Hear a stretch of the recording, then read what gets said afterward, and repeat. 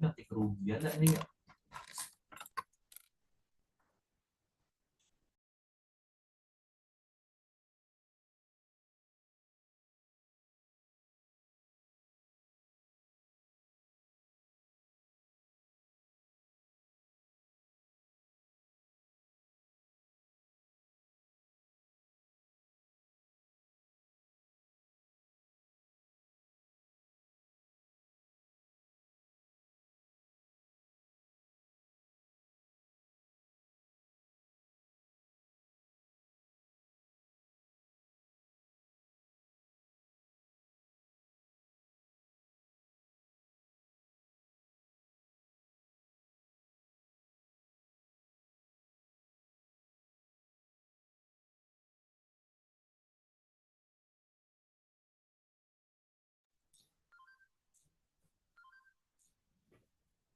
Baik, saya ulangi, apakah suara saya kedengaran Bapak Ibu?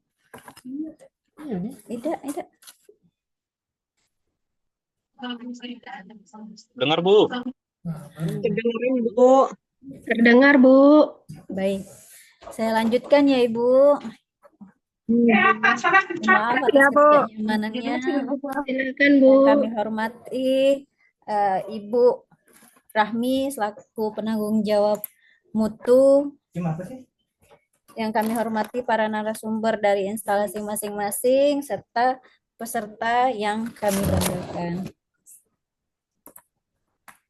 Puji dan syukur kita panjatkan kehadiran Allah Subhanahu wa taala yang dimana siang ini kita dapat berkumpul dalam sosialisasi Juknis PME Siklus 2 tahun 2025. Saya Puspa Indah selaku moderator yang akan memandu acara dari awal hingga akhir. Tujuan dari sosialisasi ini adalah untuk memberikan pemahaman yang jelas mengenai petunjuk juknis pelaksanaan PME Siklus 2 tahun 2025. Serta mendengarkan persiapan dari masing-masing instalasi agar pelaksanaan PME agar berjalan lancar sesuai yang diharapkan. Sebelum ke sesi pemaparan, terlebih dahulu kita mendengarkan sambutan dari Katimker kita, Mutu Penguatan SDM dan Kemitraan, yang akan diwakili Ibu Rahmi selaku PJ Mutu.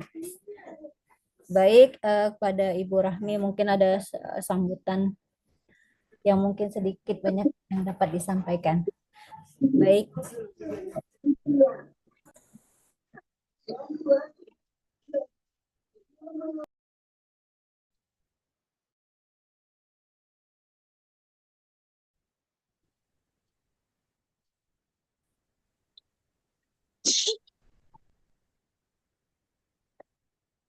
Baik, terima kasih Mbak Puspa untuk waktu yang diberikan kepada saya. Bapak Ibu izin, apakah suara saya terdengar dengan jelas di tempat Bapak Ibu? Jelas, Bu. Jelas, Bu. Terima kasih. Jelas, Bu. Iya. Jelas, Bu. Baik, Assalamualaikum warahmatullahi wabarakatuh. Waalaikumsalam warahmatullahi wabarakatuh. Alhamdulillah, segala puji hanya bagi Allah yang telah memberikan kepada kita begitu banyak kenikmatan ya, sampai dengan hari ini sehingga kita bisa berkumpul, bertatap muka, walaupun secara Zoom, tapi mungkin suatu hari nanti insya Allah kita akan kumpul rame-rame Bu, ada acara apa gitu ya, ada acara outbound bareng misalnya, wilayah regional 3 ya, Masya Allah. Nanti semoga suatu hari bisa terlaksana yang kita inginkan. Tapi untuk sementara ya kita lewat Zoom dulu ya untuk bersama-sama kita nanti akan ada sosialisasi juknis dari teman-teman di instalasi. Kemudian salawat serta salam kita haturkan tidak pernah kering dari lisan kita kepada baginda Nabi Muhammad SAW. Semoga limpahan berkah tercurah kepada beliau, kepada para keluarga, sahabat, tabi-tabiin, dan insya Allah kita yang tetap istiqomah di jalannya ya. Pertama-tama kami mengucapkan mohon maaf terlebih dahulu dikarenakan seharusnya yang membuka kegiatan pada siang hari ini adalah Katim Kermutu Penguatan SDM dan Kemitraan, dikarenakan beliau saat ini sedang berada di luar kota sehingga takutnya nanti jaringan akan tidak baik sehingga tidak maksimal gitu untuk menyampaikan sambutan, maka diwakili oleh saya sebagai penanggung jawab mutu di BBLKM Palembang. Kemudian yang kedua yang ingin saya sampaikan sehubungan dengan pelaksanaan PME di siklus 2 tahun 2025 ini di BBLKM Palembang, kami merasa memandang perlu gitu untuk melakukan sosialisasi terkait petunjuk teknis dalam pengerjaan bahan uji profisiensi sehingga nanti teman-teman peserta akan lebih memahami dan mampu melakukan dan melaksanakan pemeriksaan secara tepat dan benar gitu ya. Jadi tidak ada lagi tuh nanti ada yang HIV-nya tidak sesuai, hasilnya outlier. Jadi kami berharap dengan mediasi ini, dengan media sosialisasi ini, teman-teman nanti akan mendapatkan pandangan yang luas gitu ya. Kemudian juga pengetahuan yang banyak mengenai bagaimana cara mengerjakan bahan uji profisiensi ya, yang nanti akan disampaikan oleh kepala instalasi baik mikrobiologi, kimia kesehatan, patologi klinik dan imunologi. Sedikit yang ingin saya sampaikan Bapak Ibu bahwa kita telah melaksanakan PME di siklus 1 tahun 2025.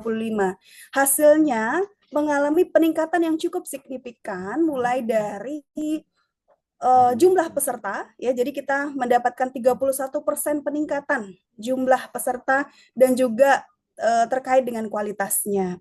Namun ada beberapa hal yang memang harus kita sama-sama membutuhkan kontribusi dan juga peningkatan quality improvement dari kita semua. Ada beberapa parameter yang kita pandang perlu untuk ditreatment lagi gitu ya, terutama ada 3 parameter. Yang pertama adalah mikroskopis BTA, kemudian yang kedua adalah mikroskopis malaria dan pemeriksaan HIV. Untuk itu ini adalah medianya buat teman-teman semua peserta ya, untuk bisa kita nanti tanya-tanya silahkan kepada teman-teman narasumbernya, kepada Bapak Ibu Kepala instalasinya. Nanti monggo silahkan untuk ditanyakan secara detail, secara dalam, bagaimana caranya ya. Asal jangan minta kunci jawaban, karena kita tidak memberikan kunci jawaban ya Bapak Ibu. Baik, terima kasih sekali atas kehadiran Bapak Ibu di link Zoom pada siang hari ini. Silahkan berproses ya, silahkan untuk mendengarkan apa yang disampaikan oleh kepala instalasi dan juga silahkan bertanya nanti kalau misalnya ada yang kurang jelas. Baik Bapak Ibu yang kami hormati, untuk membuka kegiatan kita pada siang hari ini, marilah kita bersama-sama melafalkan basmalah. Bismillahirrahmanirrahim. Terima kasih, sekian dari saya akhiri dengan wabillahi taufik wal hidayah. Wassalamualaikum warahmatullahi wabarakatuh. Saya kembalikan kepada moderator.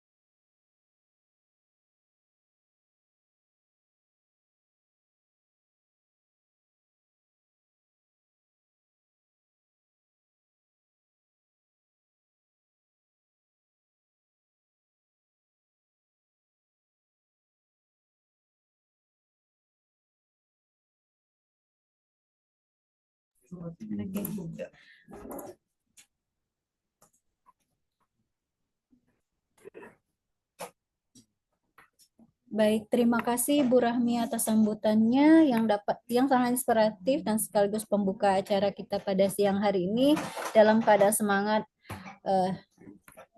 dan melaksanakan nanti PME dengan sebaik-baiknya. Baik, paparan dari instalasi, kita lanjutkan paparan dari instalasi ya. Paparan pertama mungkin dari instalasi mikrobiologi yang akan disampaikan oleh Ibu Nelly. Ya baik, maaf. Enggak, maaf saya ulangi, ini paparannya dari instalasi kimia kesehatan yang disampaikan oleh Ibu Cici. Baik Ibu Cici, apakah sudah bergabung bersama? Sudah, Pus. Baik, silakan Ibu Cici. Oh, minta tolong di-share screen-nya, Pus. Baik, sudah tampil Bu di layar? Hilang lagi nih. Baik.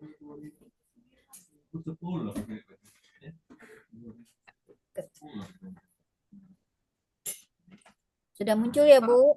Udah, terima kasih. Baik, Assalamualaikum warahmatullahi wabarakatuh. Waalaikumsalam warahmatullahi wabarakatuh. Baik, saya Citra Wandari sebagai Kepala Instalasi eh, Kesehatan Lingkungan, Vektor dan Hewan Pembawa Penyakit. Untuk siang hari ini saya akan menyampaikan mengenai petunjuk teknis untuk pemantapan mutu eksternal pengujian sampel air meliputi matriks air minum, air limbah, air hijin dan juga pH. Scroll ke bawah bisa nggak, Pak?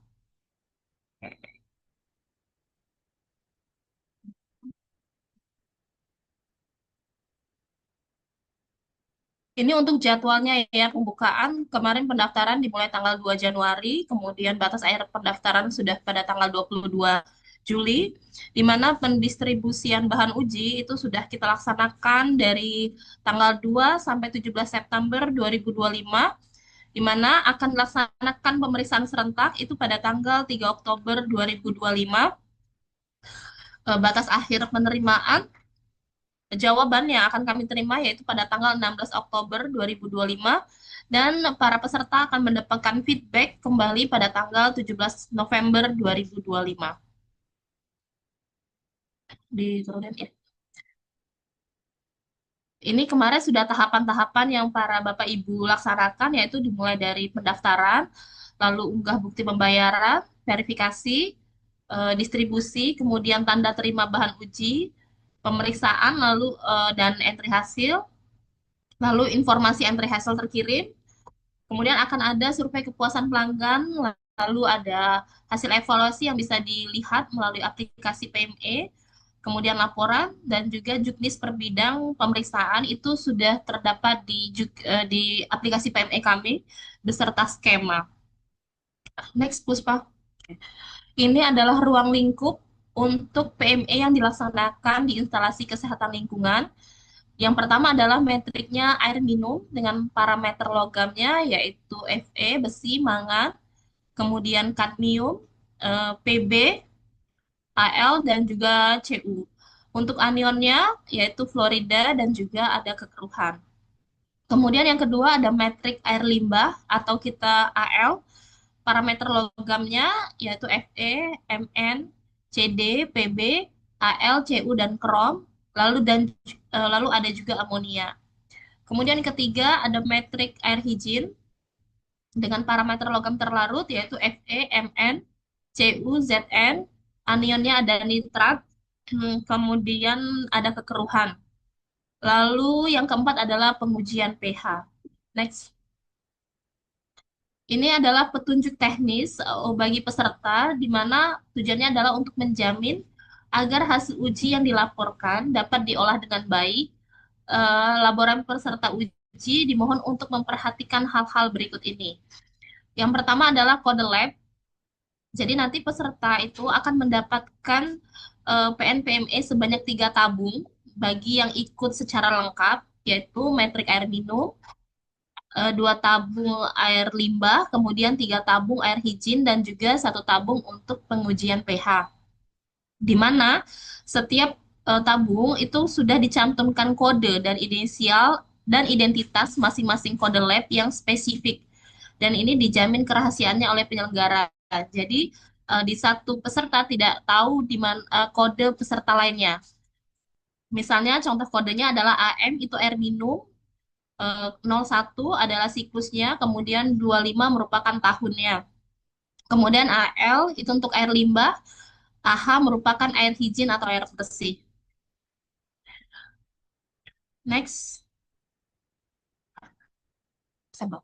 Sampel PNPME yang digunakan merupakan air minum, kemudian air limbah, air hijin, serta buffer standar pH.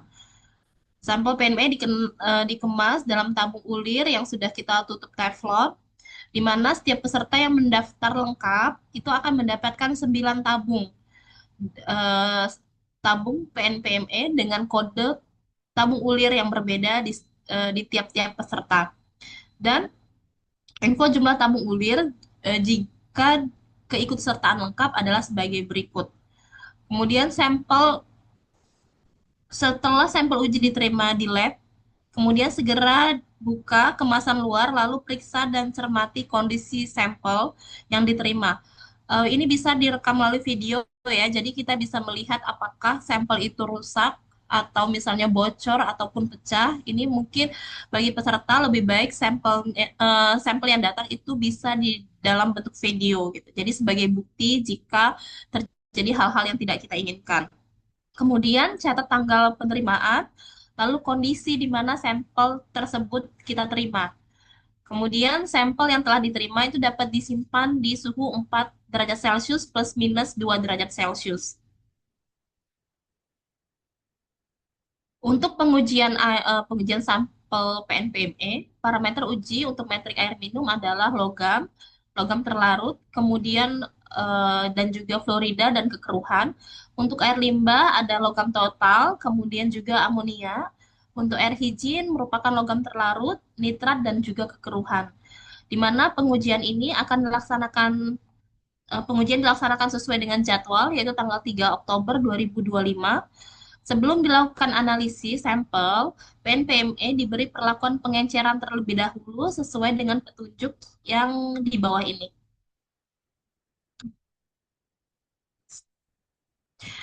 Jadi satu logam air minum itu 1 mili konsentrat, kemudian masukkan ke dalam 100 mili, lalu tepatkan dengan air suling sampai batas tera. Jadi 1 mili diambil, kemudian masukkan ke dalam labu 100 mili, lalu tepatkan air suling sampai tanda garis yang ada di labu ukur. Semuanya sama untuk logam, air minum, air limbah, dan juga air hijin. Untuk fluorida juga seperti itu, jadi diambil 1 mili dari konsentrat yang sudah kami kirimkan, masukkan ke dalam labu ukur, lalu bisa ditambah dengan air suling sampai batas tanda tera. Kekeruhan juga seperti itu, kemudian amonia, untuk limbah juga sama, nitrat untuk air hijin juga sama, dan juga kekeruhan untuk air hijin juga sama. Sedangkan untuk sampel pH itu tidak usah dilakukan pengenceran. Jadi untuk sampel pengujian pH, Bapak Ibu bisa langsung melakukan pengujian terhadap sampel yang kami kirimkan. Selanjutnya, analisis sampel peserta dengan menggunakan metode uji yang biasa atau rutin yang Bapak Ibu lakukan. Jadi, kalau misalnya untuk logam, kalau di lab Bapak Ibu biasa menggunakan APHA, silakan dengan menggunakan metode APHA. Ataupun dengan metode SNI, itu silakan saja. Untuk metode dilakukan menggunakan metode yang rutin Bapak Ibu lakukan di laboratorium masing-masing.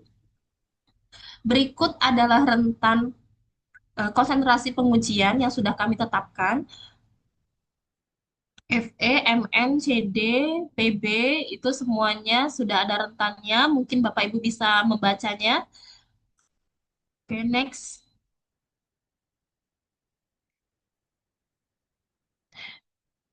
Sampai pH ya. Kemudian pelaporan hasil pengujian peserta diharuskan melaporkan data hasil pengujian, lalu menyertakan estimasi ketidakpastian jika memungkinkan, dengan mengikuti format pengisian hasil pada aplikasi. Jadi semuanya hasil pemeriksaan Bapak Ibu bisa menginput di dalam aplikasi yang sudah kami sediakan. Kemudian pastikan lagi untuk memeriksa hasil pengujian sebelum Bapak Ibu mengirimkan Next ke atas lagi, push.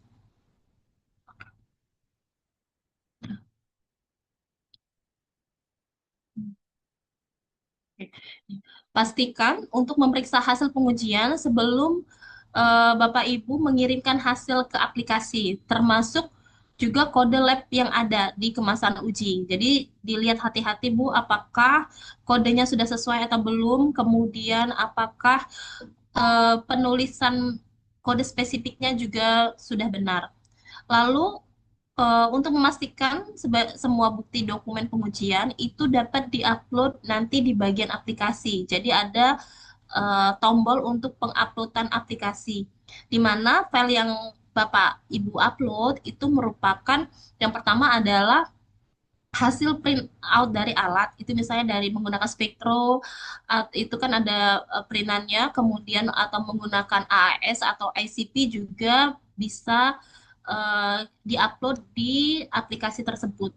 Gunanya apa? Gunanya adalah jika Bapak Ibu terdapat kesalahan dalam penulisan hasil, kami bisa melihat atau kami bisa memastikan apakah yang Bapak tulis ini memang hasilnya atau hanya terjadi kesalahan penulisan.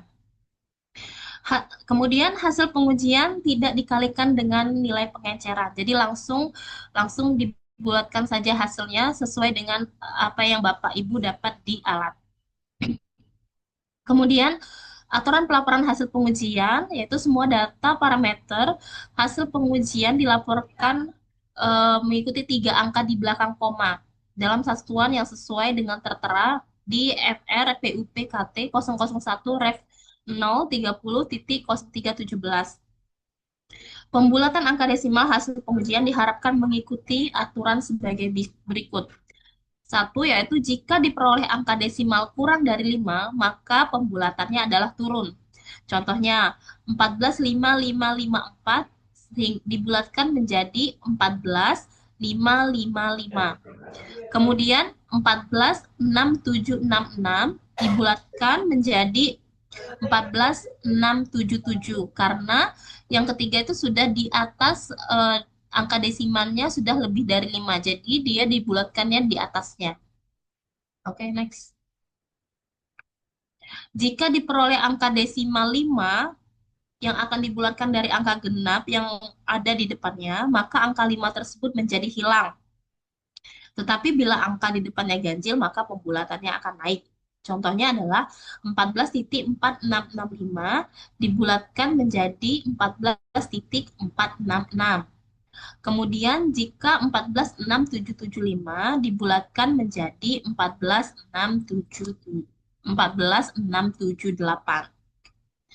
Kemudian untuk pengisian tanda terima objek uji profisiensi bisa langsung di aplikasi yaitu dengan cara klik isi tanda terima bahan pada menu dashboard untuk peserta PNE, kemudian input nama personil, kemudian tanggal, lalu jam penerimaan, jabatan, dan juga nomor telepon personil yang menerima. Kemudian input jumlah bahan yang diterima. Misalnya ada berapa botol nih ya, misalnya ada 3, atau ada 6, ataupun ada 9 yang lengkap. Lalu input kondisi bahan yang kita terima. Apakah hasilnya bahannya dalam keadaan baik, ataukah pecah, ataupun bocor. Lalu isi keterangan bila diperlukan, kemudian bisa langsung klik, simpan klik gitu, kemudian kembali ke dashboard. Next. Ini adalah rancangan statistik di mana ada yang memuaskan, kemudian peringatan, dan juga kurang memuaskan untuk kita berdasarkan dari hasil Z-score ya. Lambangnya oke, kemudian $1 dan juga ada $2. Untuk penetapan nilai evaluasi uji profisiensi, kita menggunakan skema robust statistik algoritma A, di mana ini sesuai dengan ISO 13528 tahun 2022. Kemudian penetapan SDPA yang digunakan dalam evaluasi yaitu dirancang menggunakan skema Horwitz, yaitu ada simpangan baku Horwitz, kemudian yang ditetapkan dengan assign SDPA. Next. Ya. Kemudian Ini juga kita menggunakan Z-score juga, lah di atas ada SDPA, kemudian dengan penetapan Z-score. Lalu untuk entry hasil ke aplikasi PME online, yang pertama isilah ya, isilah hasil pemeriksaan pada aplikasi hasil pemeriksaan di bawah ini, yaitu pertama, pilihlah tanggal pemeriksaan bahan uji. Yang B adalah perhatikan formulir hasil untuk setiap tabung. Kemudian ketik hasil pengujian. Kemudian ketidakpastian bila ada, bila Bapak Ibu menyantumkan, silahkan diisi untuk ketidakpastian. Lalu ada alat dan metode pemeriksaan. Kemudian tulis nama pemeriksa dan penanggung jawab lab. Kemudian teliti kembali apakah formulir hasil sudah diisi dengan lengkap dan benar sesuai dengan petunjuk di atas. Lalu klik tombol simpan, lalu klik unduh untuk preview atau arsip jika suatu saat dibutuhkan. Kemudian klik tombol kirim untuk mengirim isian peserta. Evaluasi akan dilakukan oleh BBLKM Palembang. Kemudian kerahasiaan ini kami BBLKM Palembang sebagai penyelenggara yaitu menjamin kerahasiaan yang apa Bapak Ibu kirimkan kepada kami. Next. Untuk feedback atau hasil Bapak Ibu bisa mengkonfirmasi kepada saya dan juga kepada Ibu Rahmi dengan nomor telepon yang sudah kami cantumkan ke dalam Juknis. Oke, next. Demikian untuk Juknis dari saya. Bapak Ibu, jika ada yang ingin ditanyakan, kami persilahkan.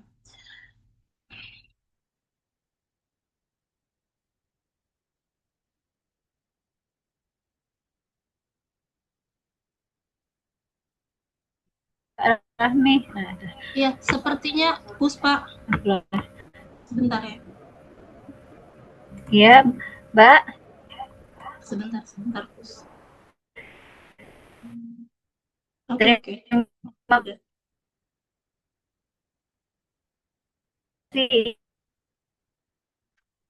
Oke, Pus. Ya. Atas paparannya, baik untuk Bapak Ibu yang ingin baik.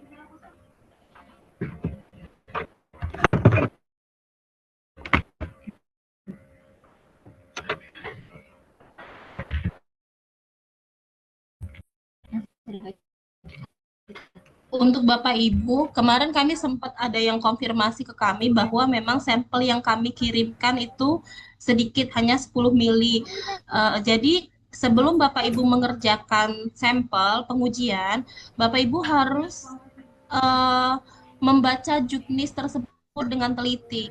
Karena seperti kemarin ada yang sempat menghubungi kami, kenapa sampel yang dikirimkan ke kami hanya sedikit gitu, hanya 10 mili. Padahal lab tersebut biasa mengerjakan dalam 100 mili atau 200 mili. Nah, Bapak Ibu jadi bisa membaca juknis, ternyata sampel itu berupa konsentrat. Jadi harus diencerkan terlebih dahulu. Jadi jangan sampai nanti ada salah dalam pengerjaan atau preparasi sampel. Baik. Mbak Ibu Cici, ada yang ingin bertanya? Saya ingin bacakan dulu ya Bu, dari Ibu Dina Wahyuni dari UPT Labkes Kalteng. Assalamualaikum warahmatullahi wabarakatuh. Sekedar usul untuk sampel PME, parameter pH, jumlah volume sampelnya bisa ditambah lagi. Kalau volume 15 mili agak susah kami mengukurnya.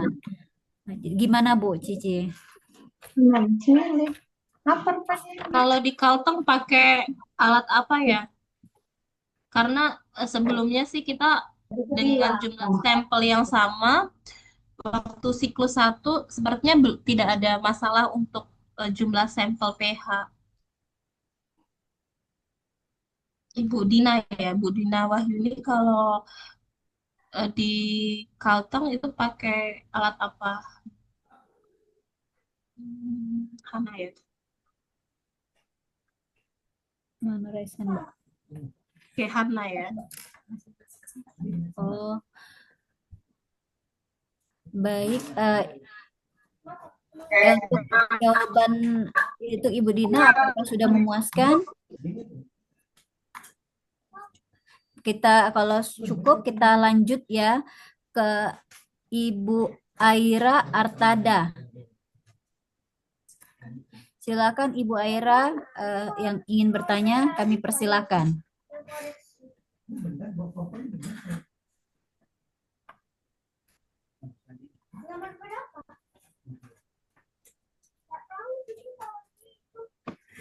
Ibu Aira, apakah masih membersamai?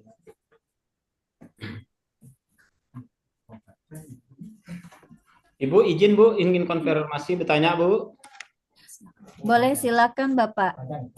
Gini Bu, terkait dengan pelaksanaan PME siklus 2 ini, untuk juknisnya itu tetap ada ya di soft kopinya ya Bu ya? Iya Pak, ada di aplikasi PME-nya Pak. Langsung di Bisa aplikasi di, PME ya Bu? iya bisa dicek, download di situ juga Pak. Oke. Terima kasih Bu. Iya. Lanjut, ada yang ingin ditanyakan? Oh, ini saran aja yang misalnya eh, untuk PH tadi. Jadi sampel dari kami itu Ibu mungkin bisa dimasukkan ke wadah kecil. Jadi wadahnya kecil misalnya kayak beker gelas yang kecil. Jadi tingginya kan lebih tinggi sehingga elektroda itu tercelup semua ke dasar itu. Jadi semuanya masih bisa diperiksa, Bu. Supaya elektrodanya terendam. Jadi terendam penuh sehingga pembacaannya stabil. Jadi bisa menggunakan beker yang kecil sehingga kan volumenya itu tinggi tuh. Sehingga nanti elektrodanya terendam penuh. Jadi ibu atau bapak bisa melakukan pembacaan pH tersebut secara stabil. Begitu. Begitu ya Bu, yang tanggapannya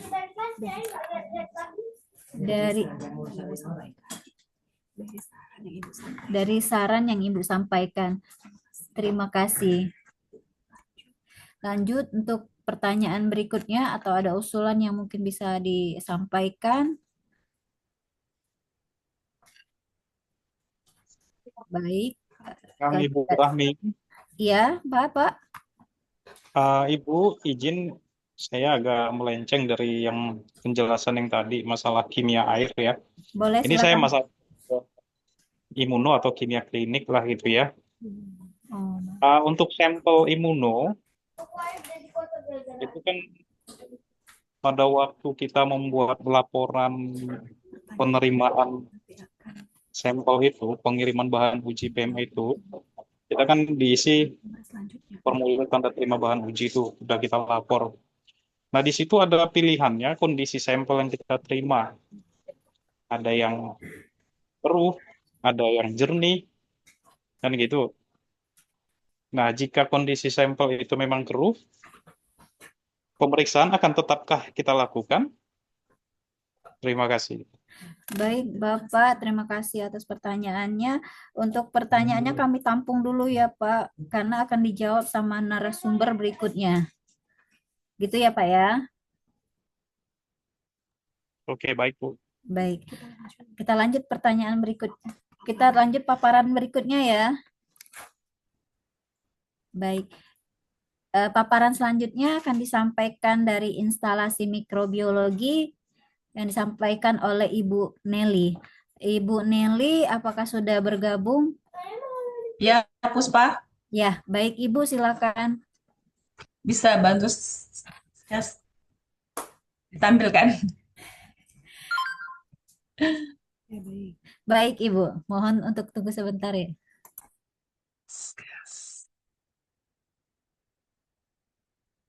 Baik, terima kasih. Assalamualaikum warahmatullahi wabarakatuh. Saya dari instalasi mikrobiologi akan menyampaikan bagaimana cara pengisian atau juknis untuk instalasi mikrobiologi meliputi parameter mikroskopis BTA, mikroskopis malaria, kemudian mikroskopis tahu cacing, mikroskopis gram, dan kultur resensi mikroorganisme.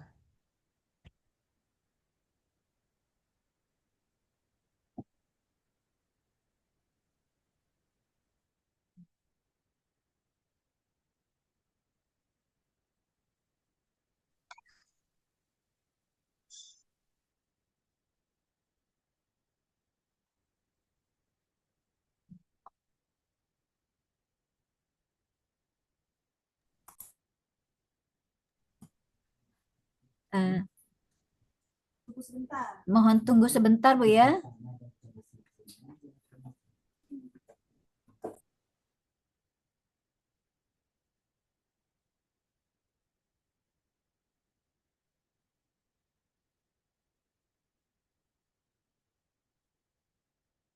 Oke, baik. Terima kasih. Terus, ini untuk jadwal pemeriksaannya, mulai dari pembukaan pendaftaran, batas akhir pendaftaran, sama pendistribusiannya sama seperti instalasi yang lain. Pendaftaran tanggal 2 Juli, kemudian pendaftaran 22 Juli, pendistribusian tanggal 2 sampai tanggal 17 September tadi.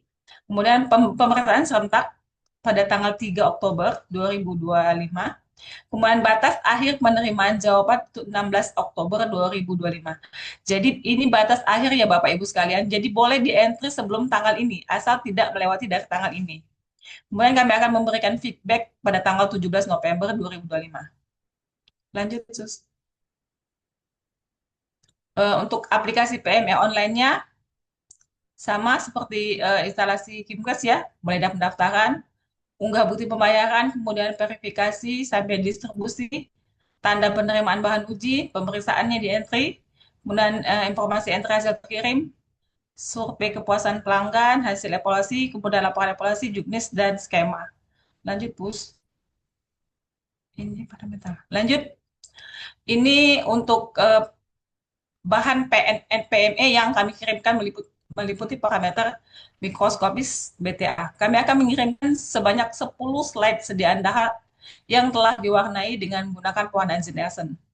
Perhatikan, objek uji berasal dari bahan manusia dan infeksius. Oleh karena itu, kerjakan dengan hati-hati dengan memperhatikan keamanan kerja di laboratorium. Tidak disarankan melakukan pewarnaan ulang. Kemudian kode bahan terdapat pada box sediaan, kode sediaan terdapat pada masing-masing sediaan. Jadi ini ada kode slide-nya. Kemudian pengisian data pengisian tanda terima objek uji profisiensi. Klik isi tanda terima bahan pada menu dashboard serta PME.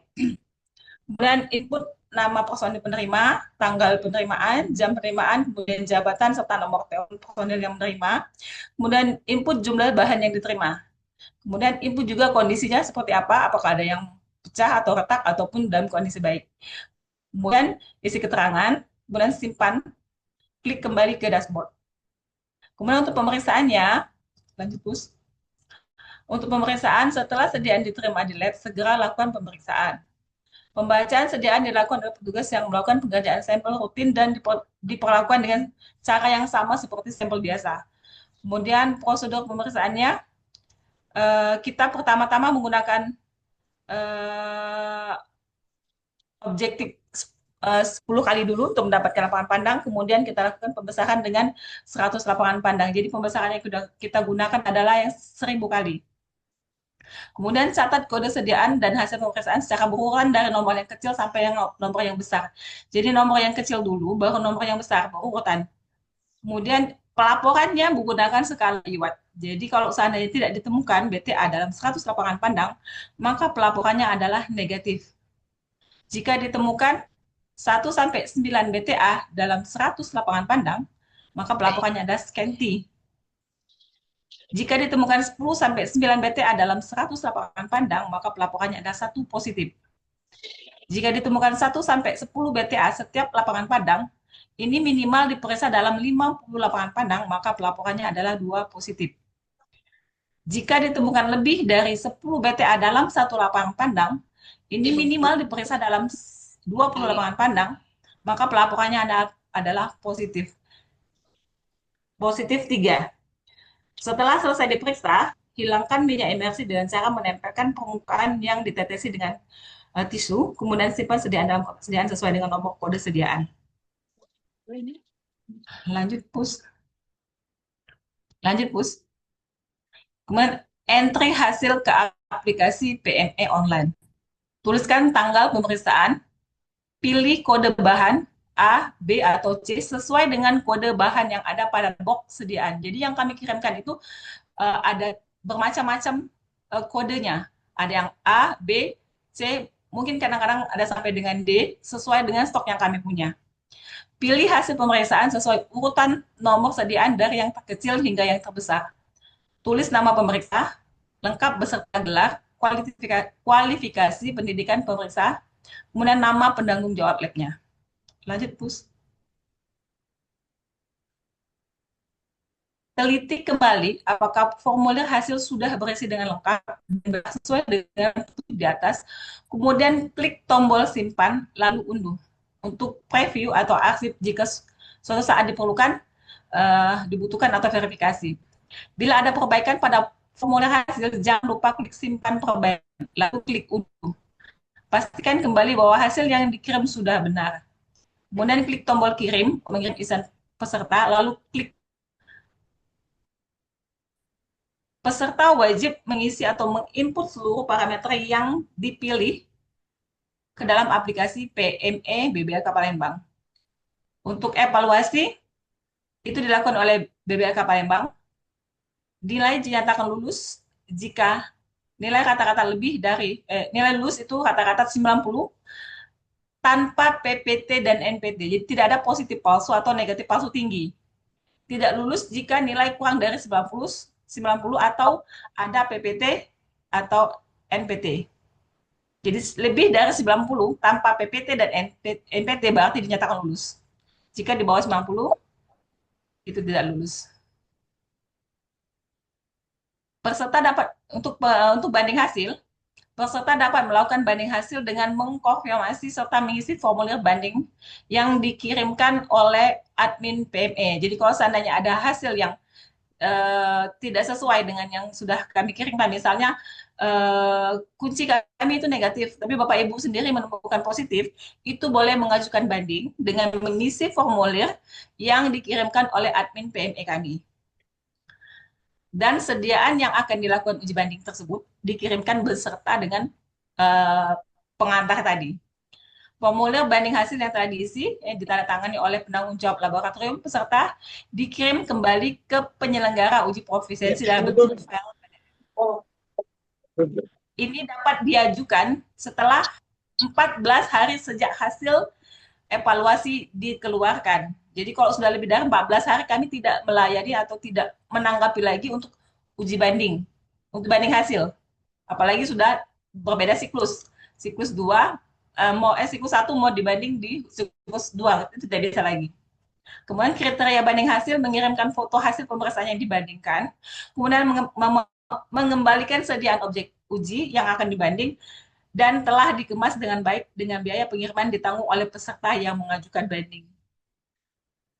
Apabila ada kerusakan pada saat penerimaan, segera melaporkan ke admin PME kami, maka kami akan menggantikan dengan slide yang baru.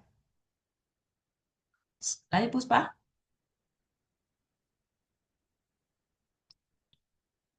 Untuk kerahasiaan, sama, kita menjamin kerahasiaan setiap peserta PME melalui akun yang tidak diketahui oleh peserta lain. Untuk feedback, sebelum peserta mengunduh hasil, peserta diminta mengisi survei terhadap pelaksanaan kegiatan PME, kemudian keluhan dan saran dapat disampaikan melalui aplikasi PME online pada menu feedback. Tidak lanjut, hasil evaluasi akan dirahasiakan dan hanya disampaikan ke unit saudara. Kan hasil PME disampaikan ke Direktorat Fasilitas dan Mutu Pelayanan Kesehatan Primer dan Dinas Kesehatan masing-masing provinsi yang akan digunakan sebagai peningkatan kinerja pemeriksaan mikroskopis beta di laboratorium. Apabila saudara membutuhkan konfirmasi, bisa menghubungi saya langsung dan Bu Rahmi dengan nomor HP yang tertera di aplikasi.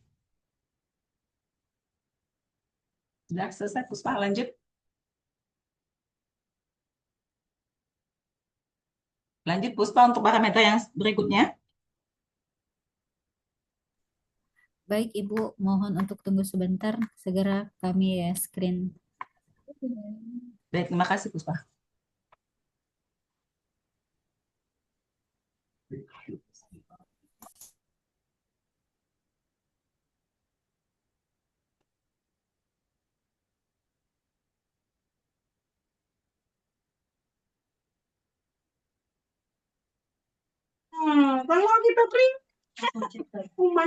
Selanjutnya adalah parameter mikroskopis malaria untuk pembukaan, pendaftaran, dan segala macamnya sama seperti yang BTA tadi.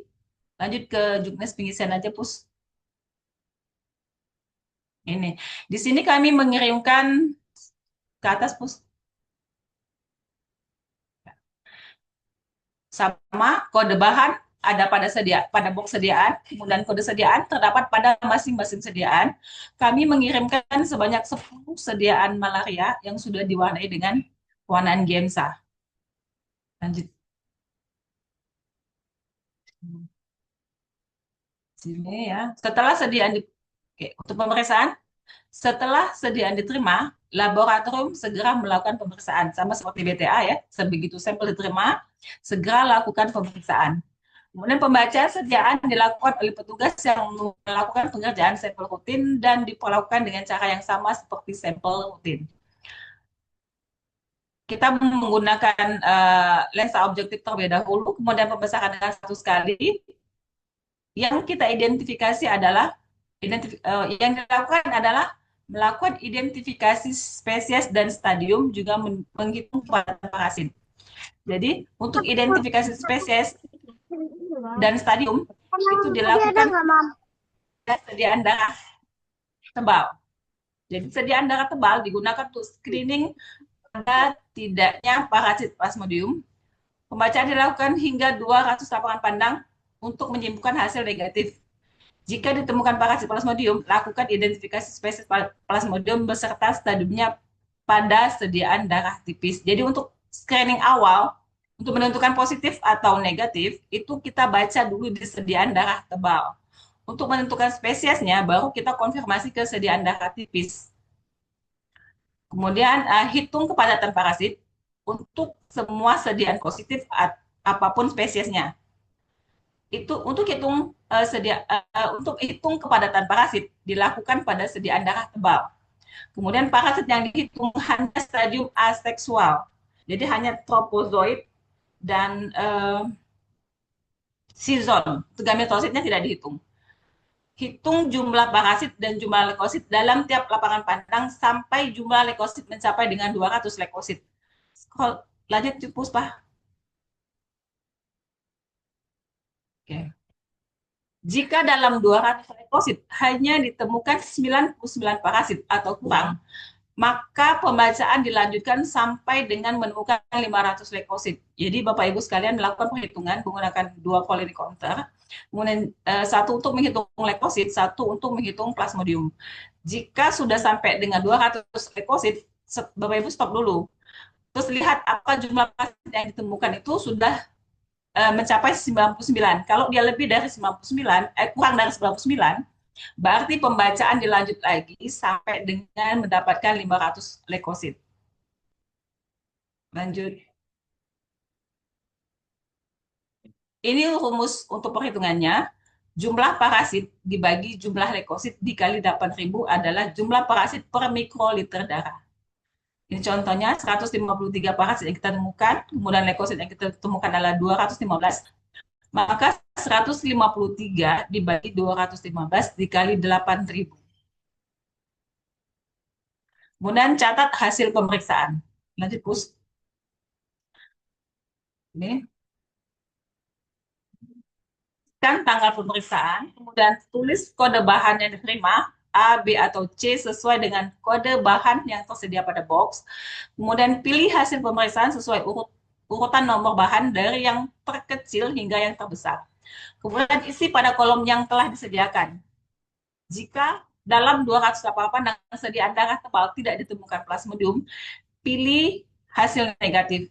Jika ditemukan plasmodium, pilih positif, kemudian pilih hasil mulai dari genus dan spesies. Misalnya pertama ditemukan negatif, berarti dia sampai di situ, Bu, stop, negatif. Tidak ada pilihan lagi. Kemudian begitu diklik positif, maka akan muncul pilihan Plasmodium falciparum, Pivax malaria atau OP, ovale, atau mix. Jadi tinggal diklik aja bagian yang ditemukan. Kalau ditemukan adalah Plasmodium vivax, berarti hanya diklik di bagian vivaxnya saja. Kalau ditemukan mix, berarti diklik di bagian mixnya. Kemudian setelah mengisi nama genus dan spesies, kemudian isilah stadium dari spesies tersebut. Di sini ada stadium tropozoid, season, dan gamet. Tinggal diklik saja. Kalau ditemukan tropozoid dan season, berarti diklik tropozoid dan seasonnya saja. Jika ditemukan semuanya, berarti semuanya diklik. Lanjut, Pus. Isilah hasil perhitungan kepadatan parasit pada kolom yang telah disediakan. Untuk hasil yang negatif, kepadatan parasit di entry 0. Tulis nama pemeriksa lengkap dengan gelar, kualifikasi pendidikan, dan nama penanggung jawab labnya. Teliti kembali apakah formulir hasil sudah diisi dengan lengkap dan benar sesuai petunjuk di atas. Kemudian klik kolom tombol simpan, lalu klik unduh. Sudah. Sini. Untuk kerusakan, jika ada kerusakan pada bahan uji, silakan menghubungi admin PME untuk berkoordinasi dengan kami. Banding hasil sama.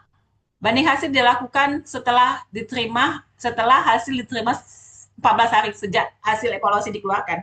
Jadi kami menerima banding hasil setelah hasil evaluasi dari yang kami keluarkan itu selama 14 hari. Jadi kalau lebih dari 14 hari kami tidak menerima lagi komplain untuk banding hasil. Dengan cara yang sama, menghubungi admin kami untuk melakukan banding hasil, kemudian mengisi formulir, kemudian mengirimkan kembali slide yang akan dibanding hasilkan ke kami. Lanjut, Puspa. Untuk kerahasiaan, feedback, dan tindak lanjut sama seperti yang mikroskopis BATA tadi. Kemudian kalau ada kendala bisa menghubungi saya dengan Bu Rahmi. Dan Puspa untuk yang lain.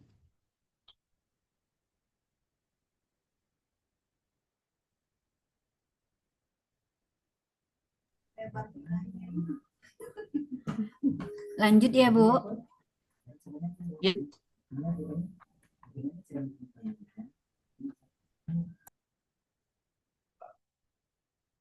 Ini petunjuk teknis parameter kultur mikroorganisme dan uji kepekaan. Ini sama, semuanya sama. Lanjut ke cara pengisiannya aja, Pus.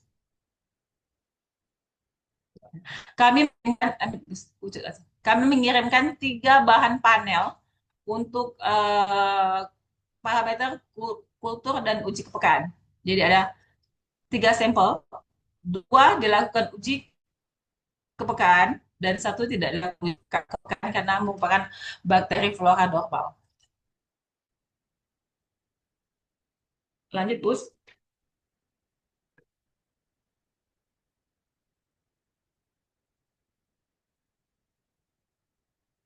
Langsung ke pemeriksaannya aja, Pus. Kan untuk yang lain sama ya. Setelah bahan diterima, laboratorium segera melakukan pemeriksaan.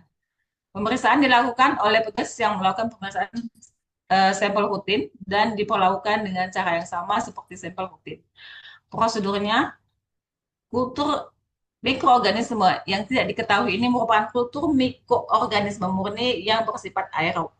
Inokulasikan kultur mikroorganisme tersebut dalam media-media cair yang sesuai.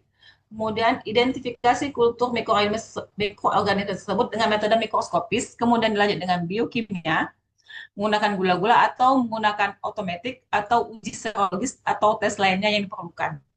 Kemudian cantumkan nama kuman hingga spesiesnya dengan menggunakan nama ilmiah. Lanjut. Kemudian sampel beras, biasanya sampel yang kami kirimkan itu tiap siklusnya itu berubah-ubah untuk sampel 1, 2, dan 3 sesuai dengan bahan yang kami kirimkan. Siklus ini kami mengirimkan sampel untuk nomor 1 itu adalah bahan urin, kemudian nomor 2 adalah sputum, nomor 3 adalah feses. Untuk kepekaan dikerjakan untuk sampel nomor 1 dan 2 saja. Ini ada antibiotik yang digunakan untuk nomor 1 yang harus digunakan adalah ampicillin, ciprofloxacin, levofloxacin, erythromycin, dan nitrofurantoin. Kemudian untuk sampel nomor 2, antibiotik yang digunakan adalah ceftazidime, aztreonam, meropenem, amikacin, dan ciprofloxacin. Sini. Untuk entry hasil ke aplikasi PME online, itu pertama-tama cantumkan tanggal pemeriksaannya, tanggal waktu Bapak Ibu sekalian mengerjakan sampelnya. Kemudian isi metode kultur otomatis yang mikroorganisme yang digunakan, apakah manual ataukah menggunakan alat, tuliskan kalau menggunakan alat apa. Kemudian isi hasil identifikasi dan genus sampai dengan spesies.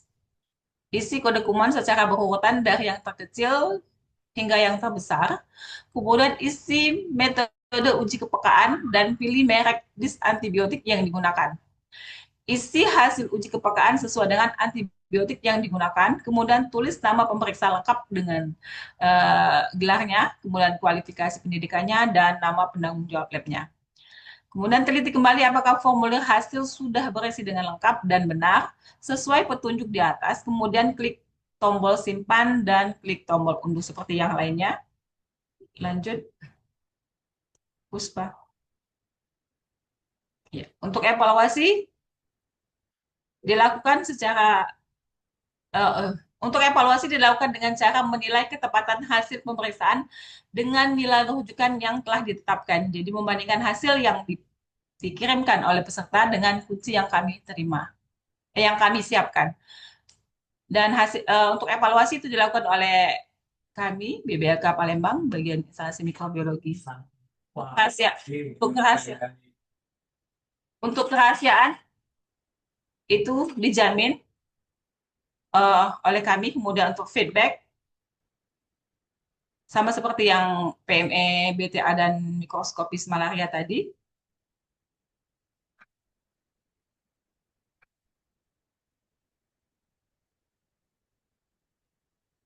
Oke, sudah lanjut, Pip. Jika ada kendala, bisa menghubungi saya dengan Bu Rahmi.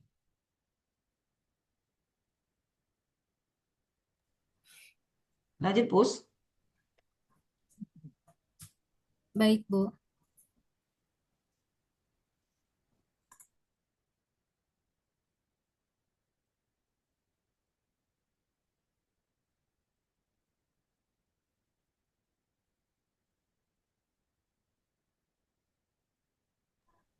Lanjut, Ibu Deli, silakan. Baik, selanjutnya adalah parameter parasit saluran pencernaan. Untuk pembukaan, pendaftaran, batas akhir, dan pendistribusiannya sama. Langsung ke cara pengisiannya aja, Pus. Jadi di sini kami mengirimkan 3 suspensi yang akan diperiksa oleh Bapak Ibu sekalian. Jadi setelah suspensi diterima di laboratorium, segera lakukan pemeriksaan. Kemudian prosedurnya adalah teteskan eosin atau lugol sebanyak 1-2 tetes di atas sediaan. Kemudian buka pial yang berisi suspensi tinja dengan hati-hati. Homogenkan dengan menggunakan pipet, kemudian ambil bagian sedimen atau endapan, campur hingga rata, kemudian tutup dengan kaca penutup. Upayakan tidak terbentuk gelembung udara. Periksa di bawah mikroskop dengan pembesaran 10x10 seluruh lapangan pandang sediaan. Bila belum jelas, boleh diganti dengan pembesaran objektif 40 kali untuk mengamati morfologi telur cacingnya. Kemudian catat nama genus dan spesies atau jenis telur cacing yang ditemukan. Belum, ke atas, Bus. Ke atas, Bus.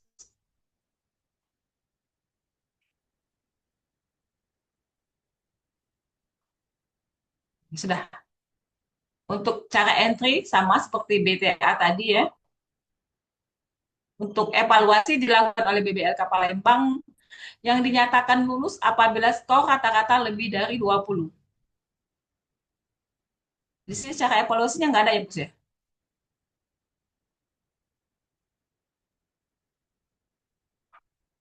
Paham.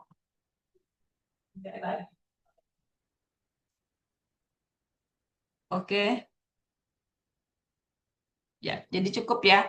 Jadi untuk mikroskopis saluran cerna itu kami mengirimkan suspensi telur cacing sebanyak 3 sampel yang digunakan menggunakan pemeriksaannya menggunakan eosin. Kemudian setelah diperiksa, yang dilaporkan adalah mulai dari genus hingga spesiesnya yang kami nyatakan lulus. Untuk evaluasinya adalah jika skor rata-rata lebih dari 20. Lanjut, Pus. Sudah.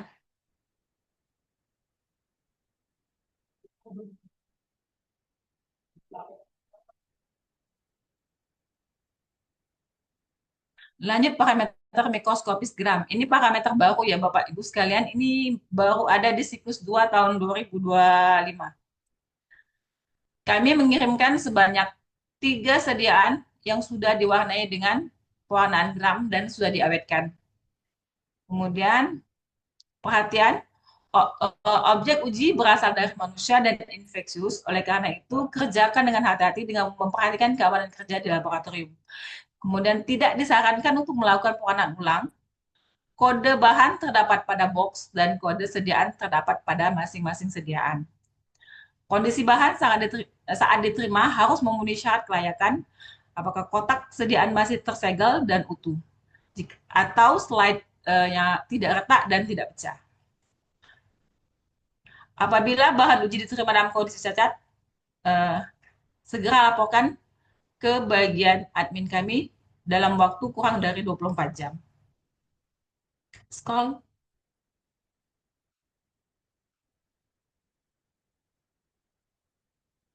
Ini cara pemeriksaannya. Lanjut, push. Oke. Ini prosedur pemeriksaannya. Periksa bahan uji PN PME pewarnaan gram dengan menggunakan lensa objektif 100 kali, menggunakan minyak emersi, menggunakan metode mikroskopis dengan pembesaran 10 kali lensa objektif untuk mencari lapangan pandang. Kemudian pindahkan ke pembesaran 100 kali lensa objektif untuk memperjelas objek pengamatan. Pemeriksaan dilakukan pada seluruh lapangan pandang. Lakukan pelaporan berdasarkan pengamatan. Yang diamati mulai dari ada atau tidaknya leukosit dan epitel. Kemudian jika ditemukan, klik ditemukan. Jika tidak ditemukan, klik tidak ditemukan di bagian leukosit dan epitelnya.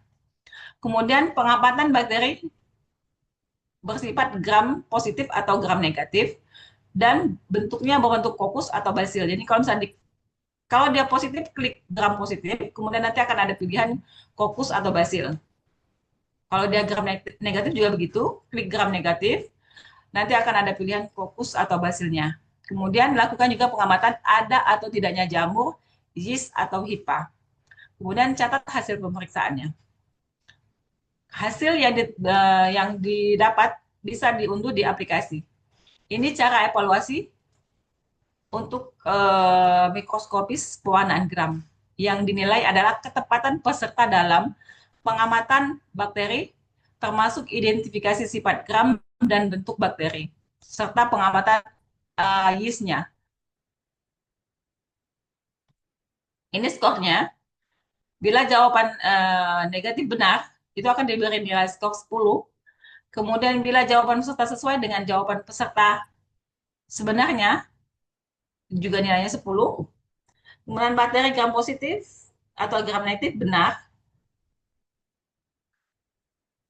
Mulai dari bakteri, epitel, dan leukositnya benar, nilainya ada 10. Kemudian jika bakteri gram positif atau negatifnya benar, kemudian bentuk bakteri benar, epitel benar, tetapi leukositnya salah, itu skornya 8. Kemudian bila gram negatif positif atau negatifnya benar, jadi seandainya kuncinya adalah negatif atau gram positif, Bapak Ibu menjawab dengan benar. Kemudian bentuk bakterinya benar, tetapi epitelnya salah, leukositnya benar, itu nilainya 8. Kemudian jika Bapak Ibu untuk kriteria pewarnaan gramnya benar, kemudian bentuk bakterinya benar, tetapi epitel dan leukositnya salah, skornya adalah 6. Jika bakteri gram positif atau gram negatifnya benar, kemudian bentuk bakteri salah, epitel dan leukosit salah, skornya adalah 4. Jika bakteri positif atau gram negatifnya salah, kemudian bentuk bakterinya salah, yang benar hanya epitel dan leukositnya saja, maka skornya adalah 3. Lanjut, push.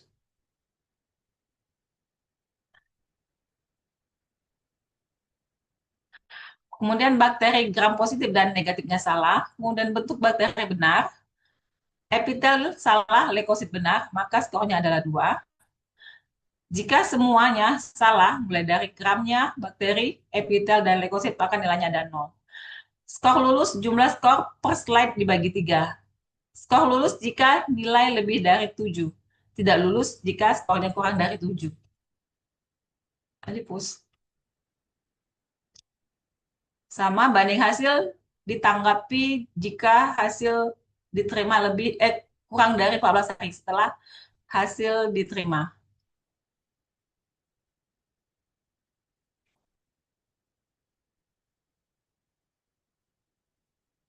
Sudah sepertinya ya, Pus ya. Jadi untuk jika ada kendala bisa menghubungi saya dan Bu Rahmi. Saya rasa untuk mikrobiologi, parameter BTA, malaria, telur cacing, gram, dan MO sudah cukup. Saya kembalikan ke Puspa kalau seandainya ada pertanyaan. Baik, terima kasih banyak Ibu Nelly atas paparannya. Selanjutnya kami buka sesi tanya jawab untuk instalasi mikrobiologi. Bagi peserta yang ingin bertanya dipersilakan untuk raise hand atau menyampaikan melalui kolom chat. Ibu Nelly, ini ada beberapa yang sudah bertanya, Bu. Baik, Ya. saya bacakan dulu, Bu ya, atas nama Mutu Lab Tamrin, Bu. Izin bertanya, Bu, bahan PMS sudah dilakukan uji homogenitas sebelumnya. Apakah kemungkinan bisa berubah hasil bahan tersebut? Ya, baik. Terima kasih atas pertanyaannya dari Mutu Lab Tamrin. Ya, sebenarnya untuk bahan yang sudah kami kirimkan itu sudah dilakukan uji homogenitas. Tetapi tidak menutup kemungkinan kita sudah punya kunci panel nih. Tapi tidak menutup kemungkinan kalau seandainya kita ada yang salah ambil, namanya manusia ya, kita kerja tidak sempurna. Kalau seandainya ada kesalahan atau ada selisih baca antara peserta dengan kunci kami, itulah makanya kami buka forum banding hasil. Jadi jika ada ketidakpuasan, boleh melakukan banding hasil dengan menghubungi admin kami dengan mengirimkan bahan yang akan dibandingkan tadi. Bagaimana? Bagaimana Ibu? Apakah jawabannya sudah cukup menjawab? Baik, untuk pertanyaan selanjutnya saya bacakan ya Bu dari Tamrin Binjai. Selamat siang Ibu, izin bertanya untuk penulisan hasil kepadatan parasit malaria, bagaimanakah penulisan yang benar? Untuk kepadatan parasit malaria ditulis tanpa ada tanda titik. Misalnya kalau ditemukan 1320 hanya tulis 1320 tanpa ada 1.320. Jadi hanya angkanya saja, tidak ada tanda titik atau koma gitu. Baik, lanjut pertanyaan berikutnya ya Bu. Ya, Dari lanjut, Ibu Rima Safitri. Selamat siang Ibu, izin bertanya untuk bahan feses yang telur cacing apabila dalam satu sampel ada ditemukan 2 jenis telur cacing. Apakah tetap diinput keduanya atau bagaimana Bu? Oh ya, baik, terima kasih Bu Rima atas pertanyaannya. Untuk hasil itu dilaporkan sesuai dengan apa yang ditemukan. Jadi kalau ketemu 2 dilaporkan 2, ditemukan 3 dilaporkan 3. Cukup Pus. Baik, selanjutnya dari Ibu Nurjana UPTD BLK Aceh. Izin bertanya Bu untuk parameter pemeriksaan kultur MO jika ditemukan 22 spesies dalam satu sampel bagaimana solusinya? Baik, terima kasih Bu Nurjana atas pertanyaannya. Untuk kultur MO, jika menemukan 2 spesies, maka yang dilaporkan hanya 1 spesies karena kami hanya mengirimkan 1 spesies untuk kultur MO, tidak pernah 2 spesies. Kalau seandainya ditemukan 2 spesies, maka pilihlah bakteri yang paling patogen di antara kedua itu dan yang sesuai dengan kualifikasi sampel yang kami kirimkan. Kan di situ biasanya urin, feses, putum gitu. Nah, kira-kira bakteri mana sih yang lebih dominan berada di sampel itu? Dan kalaupun seandainya ada 2, saya rasa satunya adalah bakteri kontaminan. Lanjut, Pus. Lanjut ya untuk pertanyaannya dari Ibu Tengkunisfa. Maaf, Bu izin bertanya apakah bisa dapat file materi di sana. materi hari ini karena saya terlambat masuk. Izin bertanya, Oke. apakah bisa dapat file materi hari ini karena saya Oh, terlambat. mungkin materinya bisa di-upload di Zoom, Puspa, materinya. Baik, Ibu Tengku Nisfa, filenya bisa di-download dari aplikasi PMI-nya masing-masing ya, Bu.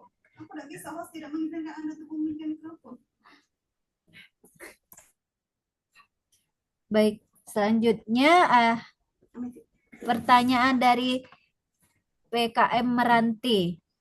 Izin tanya Bu, jika ingin menambah parameter pemeriksaan, apakah bisa? Mungkin jawabannya langsung dijawab sama Ibu Rahmi ya, PJ Mutu kita. Baik, Oke. Ibu Rahmi, kami persilakan. Baik, terima kasih Bu. Siapa nih dari PKM Meranti ya? Dan untuk khususnya untuk semua peserta yang sudah hadir pada link Zoom hari ini, saya menjawab untuk penambahan parameter itu memang kalau misalnya kita sudah tutup pendaftaran maka kita tidak bisa lagi melakukan penambahan parameter. Tapi kalau misalnya Bapak Ibu peserta menambahkan parameternya setelah daftar, kemudian masih ada space waktu misalnya 2 atau 3 hari sebelum penutupan pendaftaran, maka itu masih bisa. Tapi kalau sudah deadline untuk penutupan pendaftaran, maka tidak bisa lagi dilakukan penambahan parameter karena memang aplikasi kita sudah terkunci. Demikian mungkin bisa menjawab dari pertanyaan Bapak Ibu semua. Terima kasih. Baik, cukup jelas Ibu Merantia. Lanjut pertanyaan berikutnya, terakhir dari Ibu Novi. Izin bertanya Bu, untuk pemeriksaan feses telur cacing, apa harus segera dikerjakan terus Bu? Kalau tidak dikerjakan langsung, apa ada pengaruh terhadap hasilnya? Begitu Bu. Baik, terima kasih Bu Novi ya. Untuk parameter feses mikroskopis telur cacing, itu boleh dilakukan penundaan, tapi tidak melebihi dari batas untuk upload hasil ya Bapak Ibu ya. Karena suspensi yang kami kirimkan itu sudah dikasih pengawet atau sudah dikasih formalin. Jadi tidak mempengaruhi hasil yang akan dibaca nantinya. Asal tidak melebihi, karena nanti tidak bisa kami evaluasi. Makasih, Baik, Puspa. cukup jelas ya Bu ya. Oh baik, nih ada lagi pertanyaan dari Ibu Nani. Ibu Nani, izin Bu bertanya, jika preparat PTA ada slide yang banyak sisa cat, bisakah ditukar? Hah? Kenapa? Gimana? Oh, sisa cat ya. Ya, Oke, baik. Untuk preparat yang ada kendala itu bisa menghubungi kami melalui admin kami. Jadi kita akan berkoordinasi apakah sediaan tersebut masih bisa dibaca atau tidak. Jadi kita koordinasi dulu. Oh, ini seperti ini seperti ini. Sudah, kalau memang sudah benar-benar tidak bisa diperiksa, kami akan mengganti slide dengan slide yang baru. baik. Pertanyaan terakhir ya Bu ya, Puspa? dari Ibu Rosiana. Mau tanya, jika lab mendapat 3 jenis telur cacing dan diinput hasilnya, tapi ternyata kunci jawaban hanya 2 dari 3 itu yang benar. Kenapa nilai lab itu berkurang ya? Oh, baik, terima kasih Bu Rosiana. Untuk evaluasi telur cacing, kalau dulu seandainya kuncinya ada 2, peserta menjawab 3, itu tetap benar. Tetapi untuk evaluasi siklus yang terbaru di tahun 2025, itu kita sudah melakukan revisi cara evaluasinya. Jadi jika peserta menjawab lebih dari nilai yang seharusnya, maka akan ada pengurangan nilainya. Jadi bisa dibaca kembali di bukan di jurnis kayak kemarin karena di sini nggak ada tadi Puspa ya.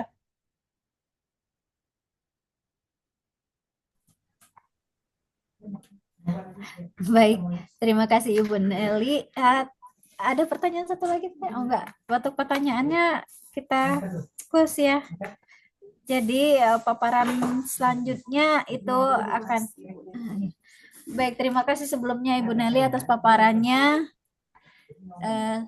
Paparan selanjutnya akan disampaikan oleh instalasi patologi yang disampaikan oleh Ibu Siska. Ibu Siska, apakah sudah bergabung? Halo Puspa. Ya, Ibu. Baik, sudah bergabung ya, Bu. Oke. Share screen. Untuk paparannya silakan, Bu. Kami persilahkan.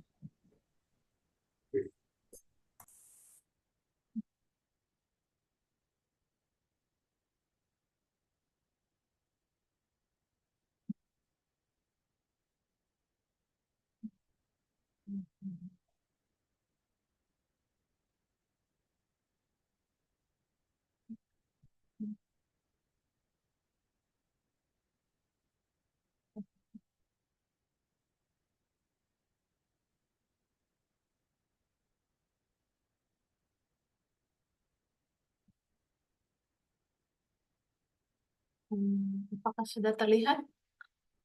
Saya sudah share. Belum tampil, Bu.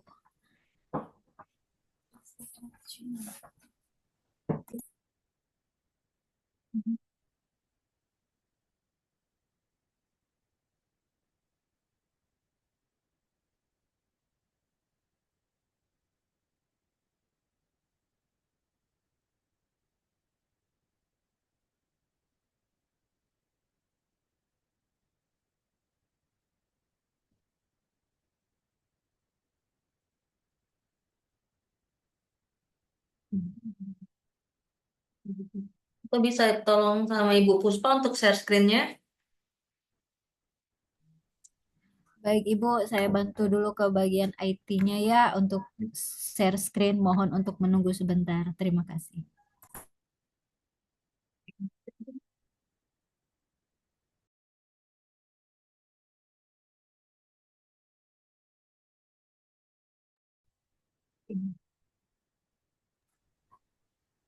Nah, sudah tampil ya, Bu? Oke. Baik, silakan Ibu. Assalamualaikum warahmatullahi wabarakatuh.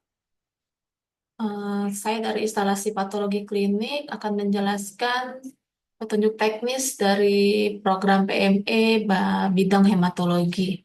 Untuk jadwal sama seperti yang lain ya, kita lewatin saja. Lalu kita langsung ke bahan uji. Bahan uji untuk hematologi itu terdiri dari dua botol, botol 1 dan botol 2. Jadi setelah bahan uji diterima oleh peserta harus segera disimpan pada suhu 2-8 derajat Celcius. Bahan uji itu berasal dari bahan infeksius, jadi bisa terjadi infeksi dan kita lakukan secara hati-hati dengan teknik keamanan kerja laboratorium masing-masing. Lanjut. Untuk pelaksanaan pemeriksaan, bahan uji yang akan kita periksa pada tanggal pelaksanaan, kita keluarkan terlebih dahulu dari lemari es, lalu kita diamkan selama 30 menit pada suhu kamar. Sebelum dilakukan pemeriksaan, seperti pemeriksaan hematologi lainnya, botol tersebut kita homogenkan berapa kali ya, setelah homogen dengan hati-hati dan jangan sampai ada gelembung. Pemeriksaan yang kita periksa yaitu ada hemoglobin, leukosit, eritrosit, hematokrit, trombosit, MCV, MCH, dan MCHC. Kita gunakan dengan metode rutin yang biasa dilakukan sehari-hari pada saat pemeriksaan di laboratorium. Untuk perhatian, kita jangan menunda pemeriksaan setelah botol dibuka, jadi langsung kita baca dengan alat yang kita gunakan. Ini ada perhatian lagi untuk pengguna alat Sysmex XN series. Pemilihan channelnya seperti kita telah lampirkan pada pengguna alat diagnosis Sysmex yang kita bisa download di aplikasi PME BBLK. Untuk bahan ujinya itu tadi ada dua botol dengan label, botol 1 itu label kuning dan botol 2 label hijau. Untuk pemeriksaan dan pelabelan ataupun pemberian identitas jangan lupa diperhatikan lagi labelnya dengan botol berapa. Lalu setelah tanda terima diisi dan pada menu aplikasi PME kita input nama personil, tanggal, jam penerimaan, jabatan, dan nomor telepon personil.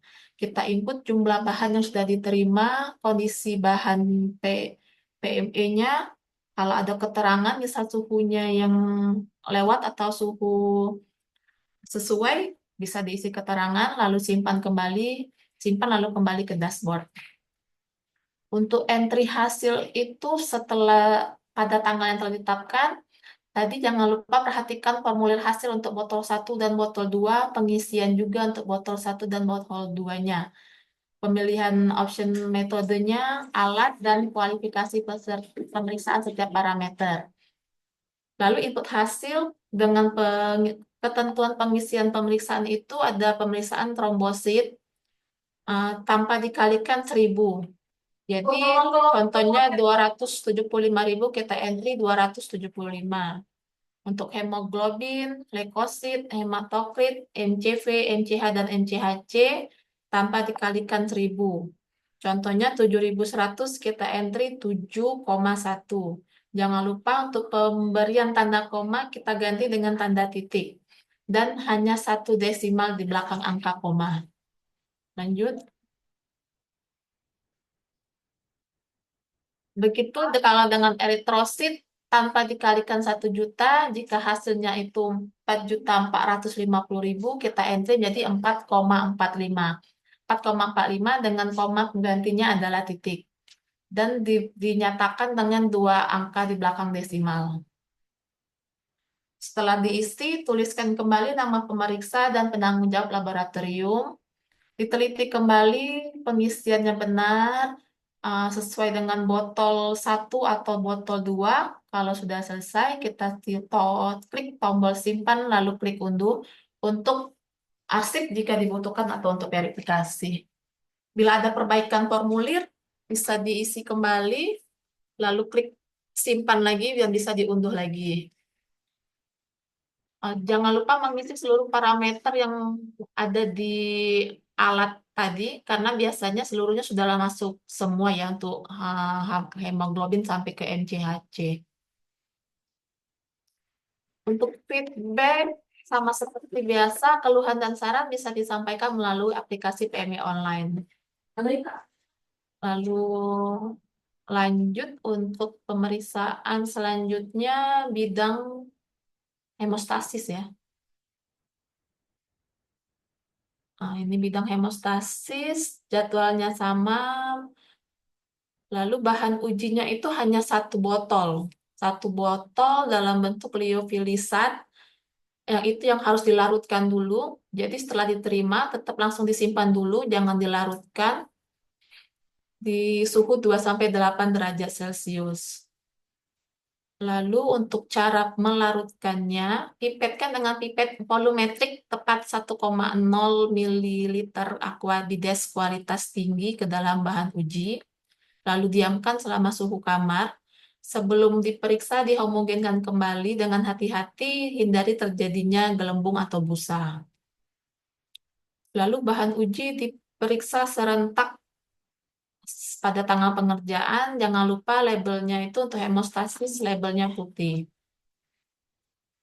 Pemeriksaannya menggunakan pemeriksaan pada alat yang laboratorium saudara gunakan sehari-hari dengan metode pemeriksaan yang biasa digunakan sehari-hari juga. Untuk tanda terimanya juga sama, diterima pada menu dashboard PME, diisi nama personil, tanggal, penerimaan, jabatan, dan nomor telepon, lalu simpan dan klik kembali ke dashboard.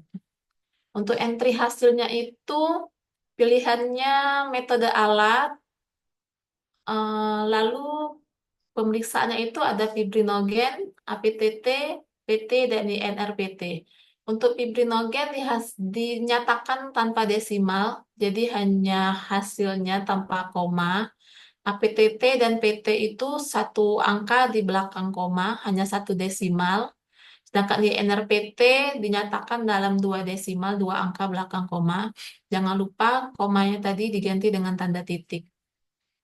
Lalu diisi kembali nama pemeriksa, diinput kembali sama seperti hematologi dan lainnya. Bed dan tindak lanjut juga sama dengan bidang-bidang lainnya. Lalu lanjut ke bidang kimia klinik. Bidang kimia klinik ini bahannya ada 2 botol juga ya. Lalu bentuknya juga liofilisat, belum dilarutkan, disimpan segera pada suhu 2-8 derajat Celcius. Pemeriksaannya itu kalau pada saat pemeriksaan serentak baru kita pipetkan dengan aquabides kualitas tinggi dengan pipet volumetrik tepat 5,0 ml, didiamkan juga suhu kamar selama 30 menit. Sebelum diperiksa, kita homogen terlebih dahulu, diusahakan jangan sampai terjadinya gelembung atau busa. Untuk botol 1 itu label kuning dan botol 2 juga label hijau. Di sini saran dari kami untuk pemeriksaan yang didahulukan itu pemeriksaan bilirubin dan fosfatase alkali atau ALP karena itu biasanya tidak stabil, jadi untuk antrian pemeriksaan didahulukan bilirubin dan ALP. Lalu baru lanjut ke parameter-parameter yang digunakan seperti biasa. Jangan lupa pada saat pengisian hasil jangan terbalik antara botol 1 dan botol 2 diperiksa kembali. Entry hasil juga sama, menggunakan alat, metode, dan reagennya. Ini ketentuan pada parameter pemeriksaannya itu ada kolesterol, trigliserid, SGOT, SGPT, alkalin fosfatase, gamma GT, natrium, klorida, iron, LDH, glukosa CK dan CKMB itu dinyatakan tanpa desimal. Lalu untuk asam urat, ureum, kalsium, dan kalium itu hanya satu angka di belakang koma. Kreatinin, albumin, protein total, dan bilirubin total itu 2 angka di belakang koma. Tetap dengan pengganti komanya adalah titik. Lalu di entry, disimpan, dan diunduh, lalu dikirim. Selanjutnya itu bidang urinalisa. Untuk urinalisa juga, di sini ada 2 botol seperti biasa. Sudah dalam bentuk cair, bahan ujinya juga harus segera disimpan pada suhu 2-8 derajat Celcius. Bahan ujinya jangan dibuka, jadi dibuka pada saat hari pengerjaan serentak juga. Karena stabilnya hanya 1 hari. Untuk pelaksanaan pemeriksaannya itu tetap didiamkan dulu pada suhu kamar selama 30 menit. Kita homogenkan, dikocok dengan hati-hati agar tidak berbusa. Lalu kita periksa dengan botol 1 itu label kuning, botol 2 label hijau. Untuk pengisiannya itu ketentuannya pH dan berat jenis kita menggunakan angka, jadi datanya kuantitatif. Untuk protein, glukosa, bilirubin, urobilinogen, darah, keton, dan leukosit itu berupa data semi kuantitatif mulai dari positif 1, positif 2, positif 3, positif 4, dan negatif. Sedangkan untuk nitrit dan tes kehamilan itu kualitatif hanya positif dan negatif. Jangan lupa dicek kembali pada saat pengisian antara botol 1 dan botol 2. Selesai kalau untuk patologi klinik. Saya kembalikan ke Ibu Puspa. Baik, terima kasih Bu Siska atas paparannya. Selanjutnya kami buka sesi tanya jawab untuk instalasi patologi klinik. Bagi peserta yang ingin bertanya, kami persilakan.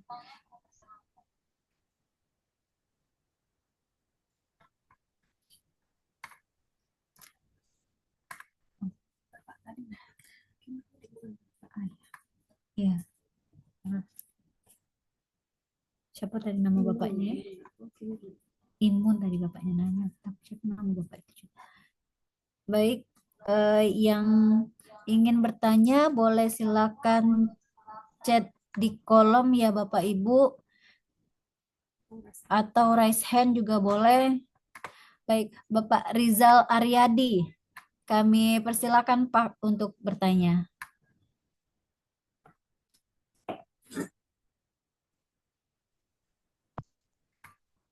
Silakan Bapak. Assalamualaikum warahmatullahi wabarakatuh. Waalaikumsalam warahmatullahi wabarakatuh. Maaf Bapak, suaranya sedikit terputus. Terima kasih Bapak Ibu atas kesempatan. Jaringan mungkin Bu ya. Mungkin pertanyaannya hampir sama Bu dengan yang pertanyaan yang pertama itu tadi Bu.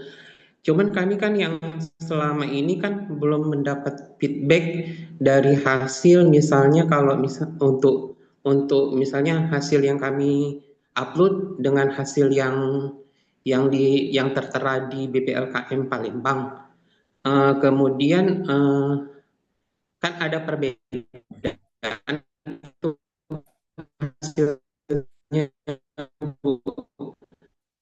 Untuk hasil tindak lanjut kemarin kami ada datang tim survei dari BLKM Aceh. Mereka ada kegiatan, ada tindak lanjutnya kalau seandainya perbedaan yang dengan hasil yang dari BPLKM Palembang. Itu maksudnya, Bu. Tindak lanjutnya.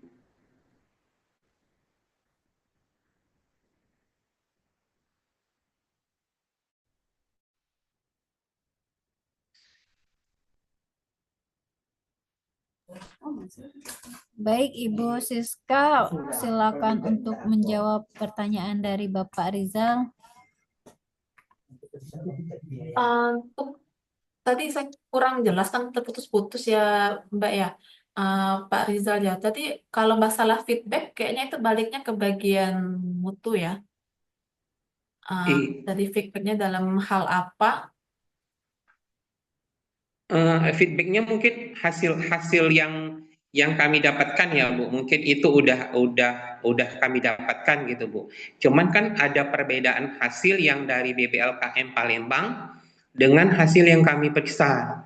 Maksudnya feedback yang saya maksud itu feedback tindak lanjut yang kami dapatkan, misalnya kalau ada perbedaan hasil, Bu. Itu yang maksud saya.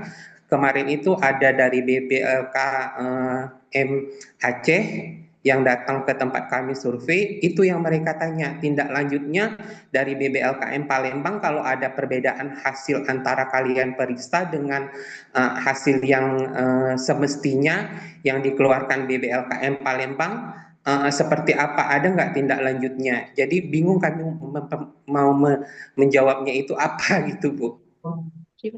Nah, kita bagian saran. Biasanya itu kita masuk ke bagian saran ya Pak ya. Kalau berbeda hasil, karena juga hasil ini kan kita nggak pakai. Kalau untuk hematologi kita nggak ada nilai rujukan, kita nggak ada kunci jawabannya. Jadi yang misalnya Iya, ada benar. perbedaan pun itu kita sarankan lebih ke investigasi baik dari personal maupun dari alat yang digunakan. Misalnya kita masuk ke setelah hasil kita ada saran di bawahnya. Itu jadi Iya, kita benar-benar. di situ kita masukin. Gitu. Iya, Bu. Oke, Bu. Terima kasih. Iya Pak, sama-sama.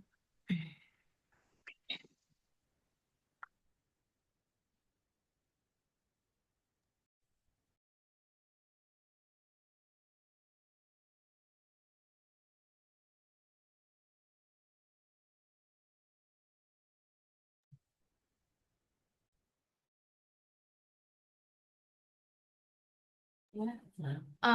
Izin Mbak Puspa, ada pertanyaan di kolom chat dari Ibu Sri Rahayu. Untuk sampel PME hematologi, apa bisa langsung diperiksa atau harus serentak pemeriksaannya ya? Kalau dari kita menyarankan serentak dengan tanggal pemeriksaan, karena memang kita juga sebelum kita melakukan pemeriksaan serentak, kita sudah melakukan uji stabilitas. Jadi, tetap masih masuk ke nilai rank dan masih bagus bahannya jika kita tetap laksanakan di pemeriksaan serentak. Jadi biar hasil yang kita dapat bersama-sama itu hasil yang sama. Kayak gitu untuk Ibu Sri Rahayu. Lalu dari Ibu Ruth Betsaida, selamat siang. Metode pemeriksaannya kita isi metode regen atau metode alat yang kita pakai?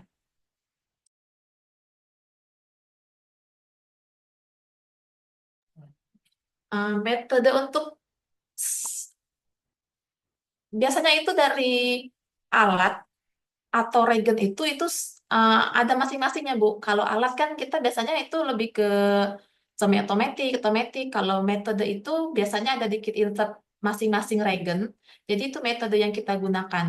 Kalau metode alat itu satunya satu keseluruhan sama. Jadi metode regen. Lagi untuk kimia klinik ya. Itu semuanya pasti metodenya regennya berbeda-beda.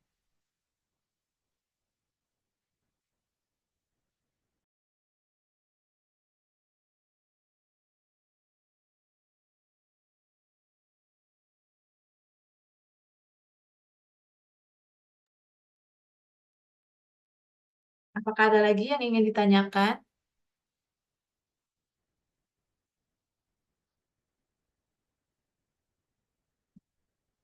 Bagaimana Mbak Puspa? Kalau sudah selesai, saya kembalikan pada Mbak Puspa.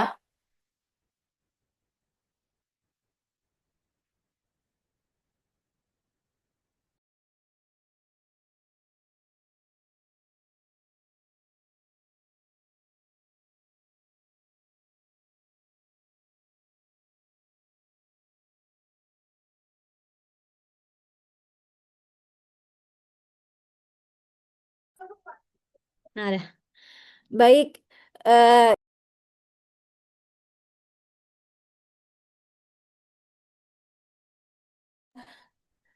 eh, Zoom-nya lanjut menggunakan user Pak dari Yusman ya. Izin Bapak Ibu sekalian juga. Baik, selanjutnya kami buka untuk sesi pertanyaan. Kami bacakan dari Ibu Sri Rahayu Sukmawati. Izin tanya Bu, untuk sampel PME hematologi apa bisa langsung diperiksa atau harus serentak pemeriksaannya? Halo Mbak Puspa, tadi udah saya bacain, tadi udah saya jawab juga. Oh, Tadi iya, pas sorry. itu tadi udah saya jawab. Oh, baik. Ah, Baik, Bu. untuk yang Maaf. Mbak Ruthnya juga, jadi regen ya, metode regen yang dipakai ya Mbak ya. Jadi sudah semua ya Ibu Siska Iya. pertanyaannya dijawab. Baik, terima kasih. Eh, Paparan selanjutnya akan dilanjutkan oleh instalasi imunologi yang akan disampaikan oleh Ibu Padilla. Ibu Padilla, kami persilakan.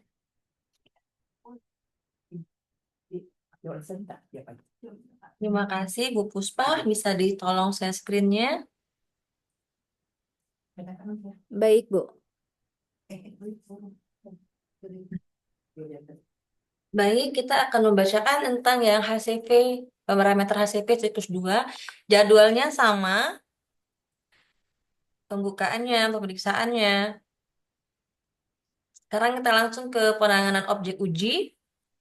Terdiri dari 5 tabung kriotube. Jadi pada saat penanganan, cek kondisi tabung sampel setelah uji dikeluarkan dari pembungkus dan simpanlah objek tersebut pada suhu 2-3 derajat Celcius hingga waktu pemeriksaan.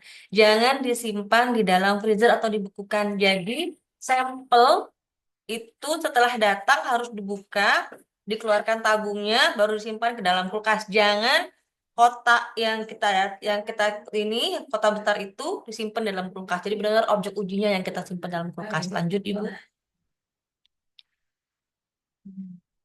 Kemudian sebelum objek uji diperiksa, biarkan objek uji tersebut pada suhu kamar selama 30 menit, kemudian homogenkan dengan vortex atau membolak-balik tabung sebanyak 10 kali dan disentrifus dengan kecepatan 3000 rpm selama 5 menit. Perhatikan, objek uji berasal dari manusia dan infeksius.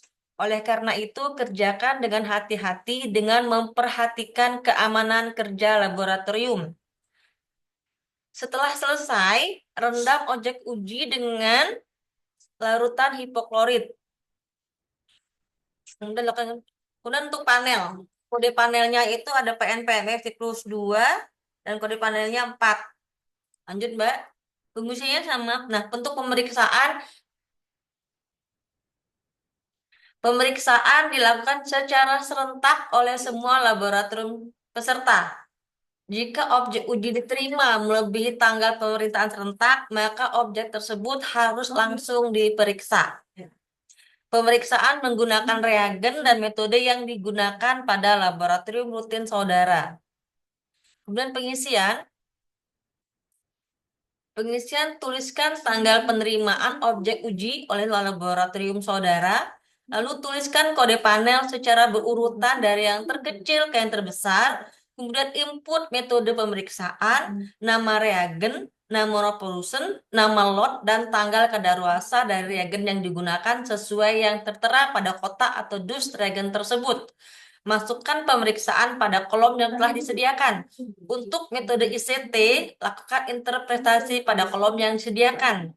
Untuk metode IA atau setara, masukkan nilai absolut atau OD, cutoff, dan TV, dan interpretasi hasil pada kolom yang telah disediakan. Lalu tulis nama yang melakukan pemeriksaan, kualifikasi pendidikan, pemeriksa, dan nama penanggung jawab laboratorium. Lanjut, Bu. Teliti kembali apakah formulir hasil sudah diisi dengan lengkap dan benar sesuai dengan petunjuk di atas. Kemudian klik tombol simpan, lalu klik unduh untuk preview atau arsip jika suatu saat akan dibutuhkan verifikasi.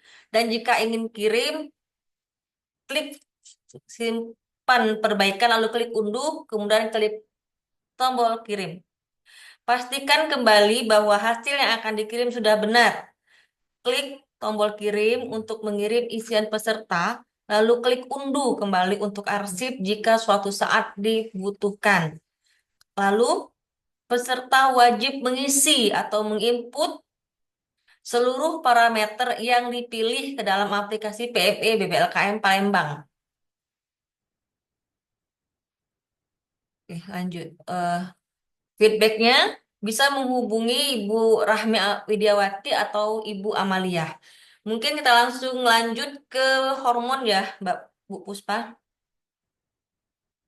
Karena pada dasarnya HIV, HCP, dan sipilis itu sama. Baik. Untuk parameter hormon yaitu T3, T4, TSH, FT4, TSH, siklus 2 sama pengerjaan jadwalnya. Lanjut, Bu. Ini juga. Nah, ini serum kontrolnya itu terdiri dari 2 paket. Jadi pastikan Ibu peserta menerima 2 objek uji yang berupa liofilisak.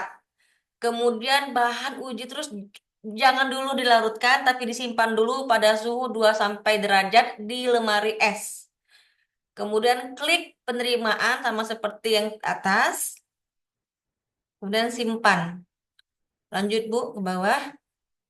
Nah, ini pada saat pengerjaan, yaitu pastikan serum kontrol itu dicairkan terlebih dahulu dengan aquabides kualitas tinggi sebanyak tepat 5 mili ke dalam objek uji yang akan diperiksa. Kemudian diamkan selama 30 menit pada suhu kamar. Objek uji akan diperiksa, dihomogenkan, sehingga isi dalam botol melarut dengan sempurna. Jangan dikocok, cukup dibolak-balik, hindari terjadinya busa. Untuk menjadi perhatian, objek berasal dari bahan infeksius, sehingga bahan infeksi mungkin saja terjadi. Oleh karena itu, kerjakanlah dengan hati-hati. Bahan uji diperiksa serentak oleh semua laboratorium dengan kode PNPME hormon dengan botol 1, mohon diperhatikan, botol 1 dengan label kuning dan label hijau untuk botol 2. Jadi jangan sampai terjadi kesalahan pengisian.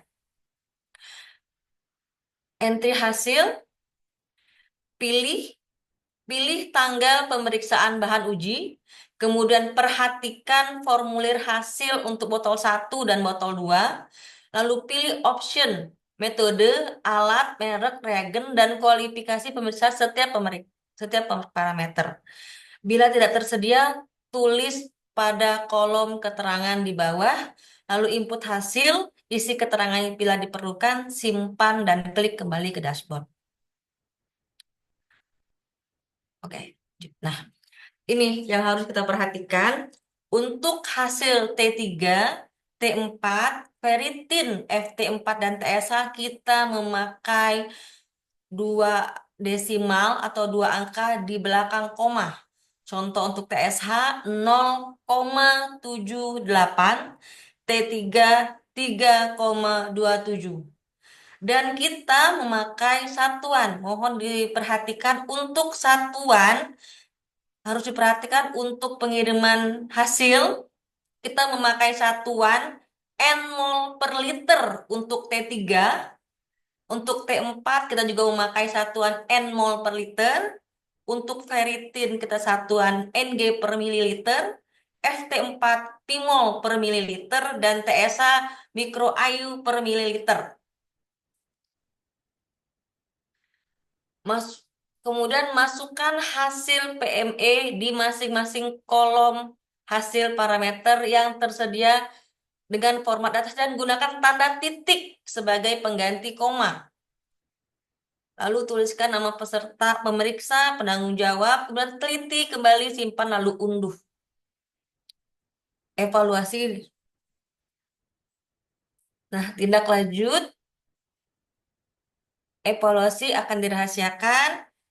Dan jika ada yang perlu ditanyakan, maka bisa menghubungi Ibu Rahmi Widiawati dan Ibu Amalia. Terima kasih. Balik ke Ibu Puspa, adakah pertanyaan? Baik, terima kasih Ibu Padilla atas paparannya. Selanjutnya kita buka untuk sesi pertanyaan. Yang ingin bertanya silakan raise hand atau bisa chat di kolom ya. Baik, ada Ibu pertanyaannya. Saya bacakan dulu ya Ibu Padilla. Mohon untuk tunggu sebentar. Dari Puskesmas Pajar Bulan, Bu. Izin Bu, mau tanya untuk Juknis bisa di-download di mana ya? Soalnya saya cek di dokumen umum tidak ada file untuk mendownload Juknisnya.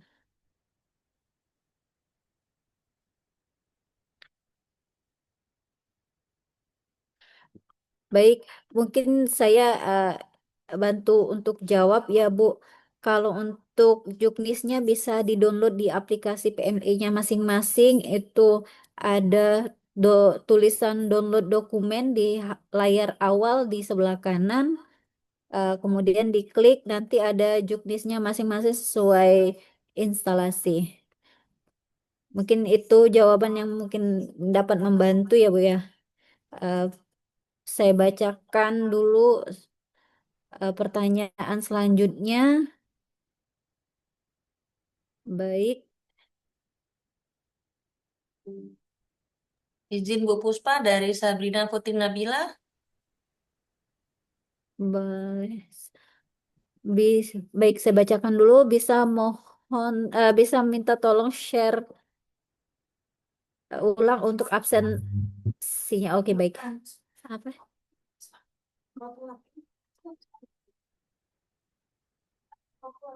Oh ya.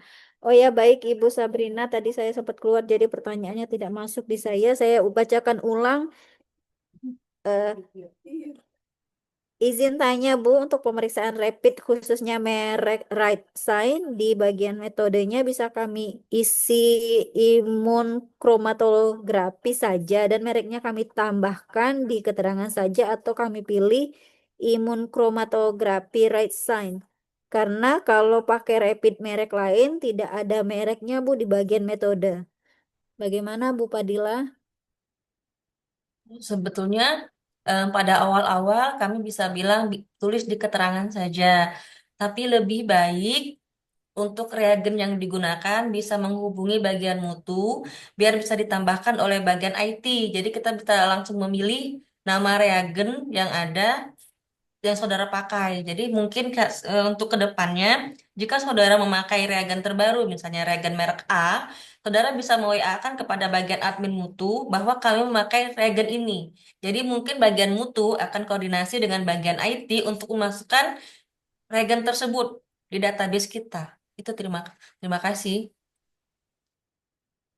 Baik, untuk pertanyaan selanjutnya ada lagi Bu? Mungkin yang ingin Oke, yang ini tambah ya, ini dari Saudari Indah Wihani. Izin bertanya Ibu, untuk suhu penyimpanan sampel urin, apakah perlakuannya sama dengan perlakuan penyimpanan sampel imun?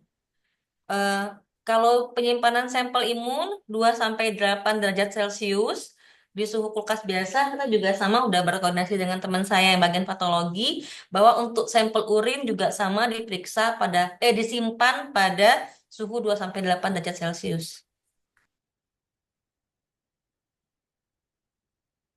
baik, pertanyaannya sudah cukup ya?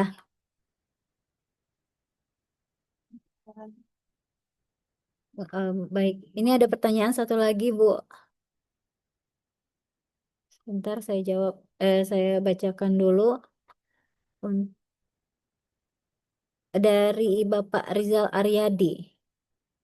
Untuk penulisan hasil, Bu, reaktif dan non-reaktif ya, Bu, untuk hasil tes ICT-nya.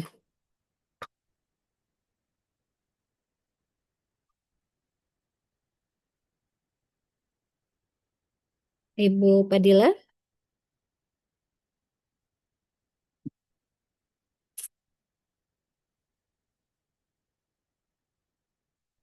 Ibu Padilla, apakah masih membersamai pertanyaan dari Bapak Rizal Aryadi?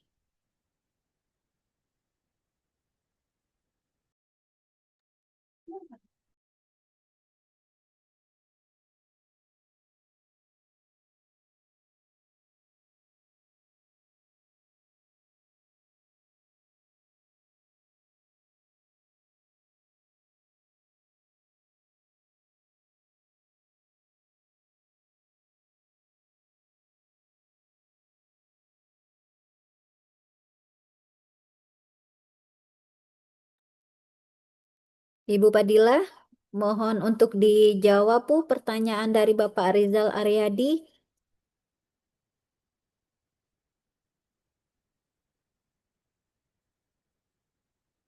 Mung-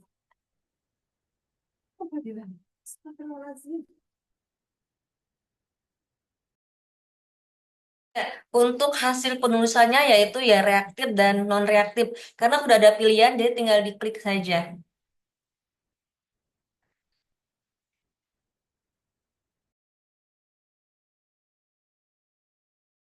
Bagian yang sama untuk Saudari Nailul Rahmi, kami juga selalu terkendala dengan merek reagen kami yang tidak ada di list. Jawabannya tetap sama, bisa difotokan reagennya ke bagian admin mutu, biar bisa ditambahkan ke bagian IT reagennya.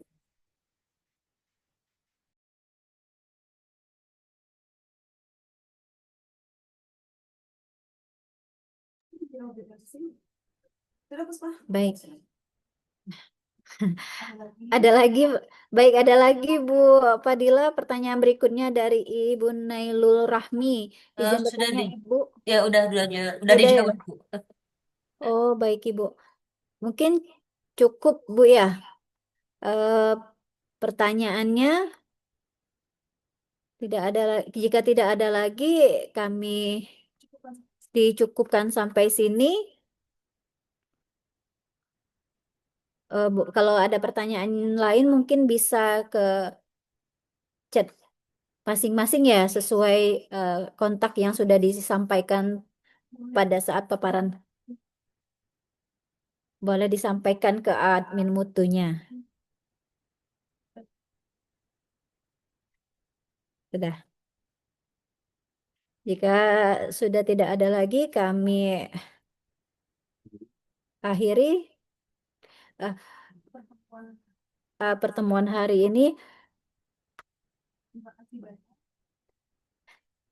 Terima kasih banyak atas waktunya Bapak dan Ibu. Saya akhiri, saya selaku moderator mohon maaf jika ada salah kata. Pada Allah saya mohon ampun. Saya akhiri. Wabillahi taufiq wal hidayah. Wassalamualaikum warahmatullahi wabarakatuh.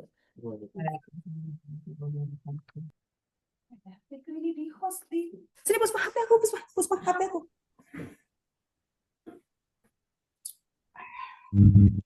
Terima kasih Bapak Ibu. Sampai ketemu lagi kita di kegiatan PME BBLKM Palembang siklus 1 tahun 2026. Terima kasih banyak. Kami izin pamit undur diri. Assalamualaikum warahmatullahi wabarakatuh. Terima kasih.